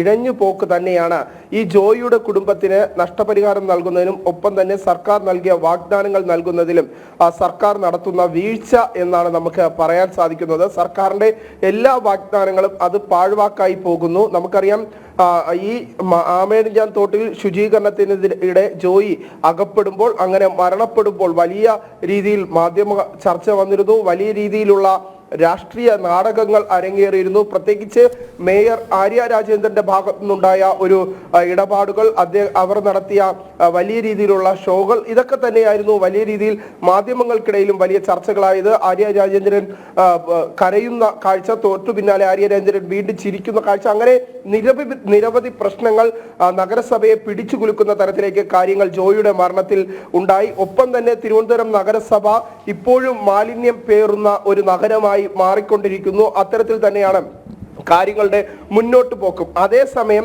നഗരസഭയുടെ ഒരു ജീവനക്കാരനായ ആ ഒരു വ്യക്തി ഡെയിലി വേഴ്സ് ജീവനക്കാരനാണ്. അദ്ദേഹത്തിന്റെ കുടുംബത്തിന് സർക്കാർ പ്രഖ്യാപിച്ച നഷ്ടപരിഹാരമാണ് ഇപ്പോഴും ഇഴഞ്ഞു നീങ്ങുന്നത്. ജോയിയുടെ അമ്മ തന്നെ നേരിട്ടെത്തി പറയുകയാണ്, തങ്ങൾക്ക് സർക്കാർ നൽകിയ വാഗ്ദാനങ്ങൾ ഒന്നും തന്നെ ഇതുവരെയും പാലിച്ചിട്ടില്ല. രണ്ടര മാസത്തോളമാകുന്നു ജോയി മരണപ്പെട്ടിട്ട്. ആ മരണപ്പെട്ട് 2.5 മാസം പിന്നിട്ടിട്ടും സർക്കാർ സംവിധാനങ്ങൾ ഉണർന്ന് പ്രവർത്തിക്കുന്നില്ല. ജില്ലാ പഞ്ചായത്താണ് 2.5 ലക്ഷം രൂപയ്ക്ക് 6 സെന്റ് ഭൂമി അത്തരത്തിൽ വാങ്ങിച്ചു നൽകാമെന്ന് തദ്ദേശ സ്വയംഭരണ വകുപ്പിന്റെ നേതൃത്വത്തിൽ അത്തരത്തിലുള്ള ഒരു പ്രഖ്യാപനം നടത്തിയത്. തദ്ദേശ സ്വയംഭരണ വകുപ്പിനാണ് അതിനുള്ള ചുമതല സംസ്ഥാന സർക്കാർ നൽകിയതും. പക്ഷേ നിലവിലെ സാഹചര്യത്തിൽ നെയ്യാറ്റിൻകര മാരായമുട്ടം ഭാഗത്ത് ഈ ഒരു പ്രദേശത്ത് 2.5 ലക്ഷം രൂപയ്ക്ക് 6 സെന്റ് ഭൂമി വാങ്ങുക എന്നത് പ്രായോഗികമല്ല. അങ്ങനെ പ്രായോഗികമല്ല എന്ന് കാണിച്ചുകൊണ്ട് ജോയിയുടെ അമ്മ ജില്ലാ പഞ്ചായത്തിന് കത്ത് നൽകി. ജില്ലാ പഞ്ചായത്ത് പ്രസിഡന്റിന് മുന്നിൽ തന്നെ നേരിട്ടെത്തുന്നു. അതിനുശേഷം തങ്ങളുടെ പ്രശ്നങ്ങൾ ഒക്കെ പരിഹാരം കാണണമെന്ന് ആവശ്യപ്പെടുന്നു. പക്ഷേ ഇതിനൊന്നും ഒരു നടപടിയും സംസ്ഥാന സർക്കാരിന്റെ ഭാഗത്തുനിന്നോ തദ്ദേശ സ്വയംഭരണ വകുപ്പിന്റെ ഭാഗത്തുനിന്നോ ഉണ്ടാകുന്നില്ല. സർക്കാരിന്റെ വാഗ്ദാനങ്ങൾ ആ വിവാദങ്ങൾ കെട്ടടങ്ങുന്നതോടുകൂടി അതിലൂടെ ഒഴുകിപ്പോകുന്ന ഒരു സാഹചര്യം തന്നെയാണ് ഉണ്ടാകുന്നത്. ജോയിയുടെ അമ്മ ആദ്യമായിട്ടാണ് ഒരു മാധ്യമത്തോട് ഇത്തരത്തിൽ തുറന്നു പറയുന്നത്, തങ്ങൾക്ക് സർക്കാർ നൽകിയ വാഗ്ദാനങ്ങൾ ഒന്നും തന്നെ ഇതുവരെയും നടപ്പിലാക്കുന്നില്ല എന്ന് സംബന്ധിച്ചുള്ള ഒരു തുറന്നു പറച്ചിൽ ജോയിയുടെ അമ്മയുടെ ഭാഗത്തുനിന്നുണ്ടാകുന്നു. കാരണം അവർ പല ഘട്ടങ്ങളിലായി അവരുടെ ജോയിയുടെ സഹോദരനും അമ്മയും പല ഘട്ടങ്ങളിലായി പല സർക്കാർ ഓഫീസുകളിൽ കയറിയിറങ്ങുന്ന സാഹചര്യമുണ്ടായി.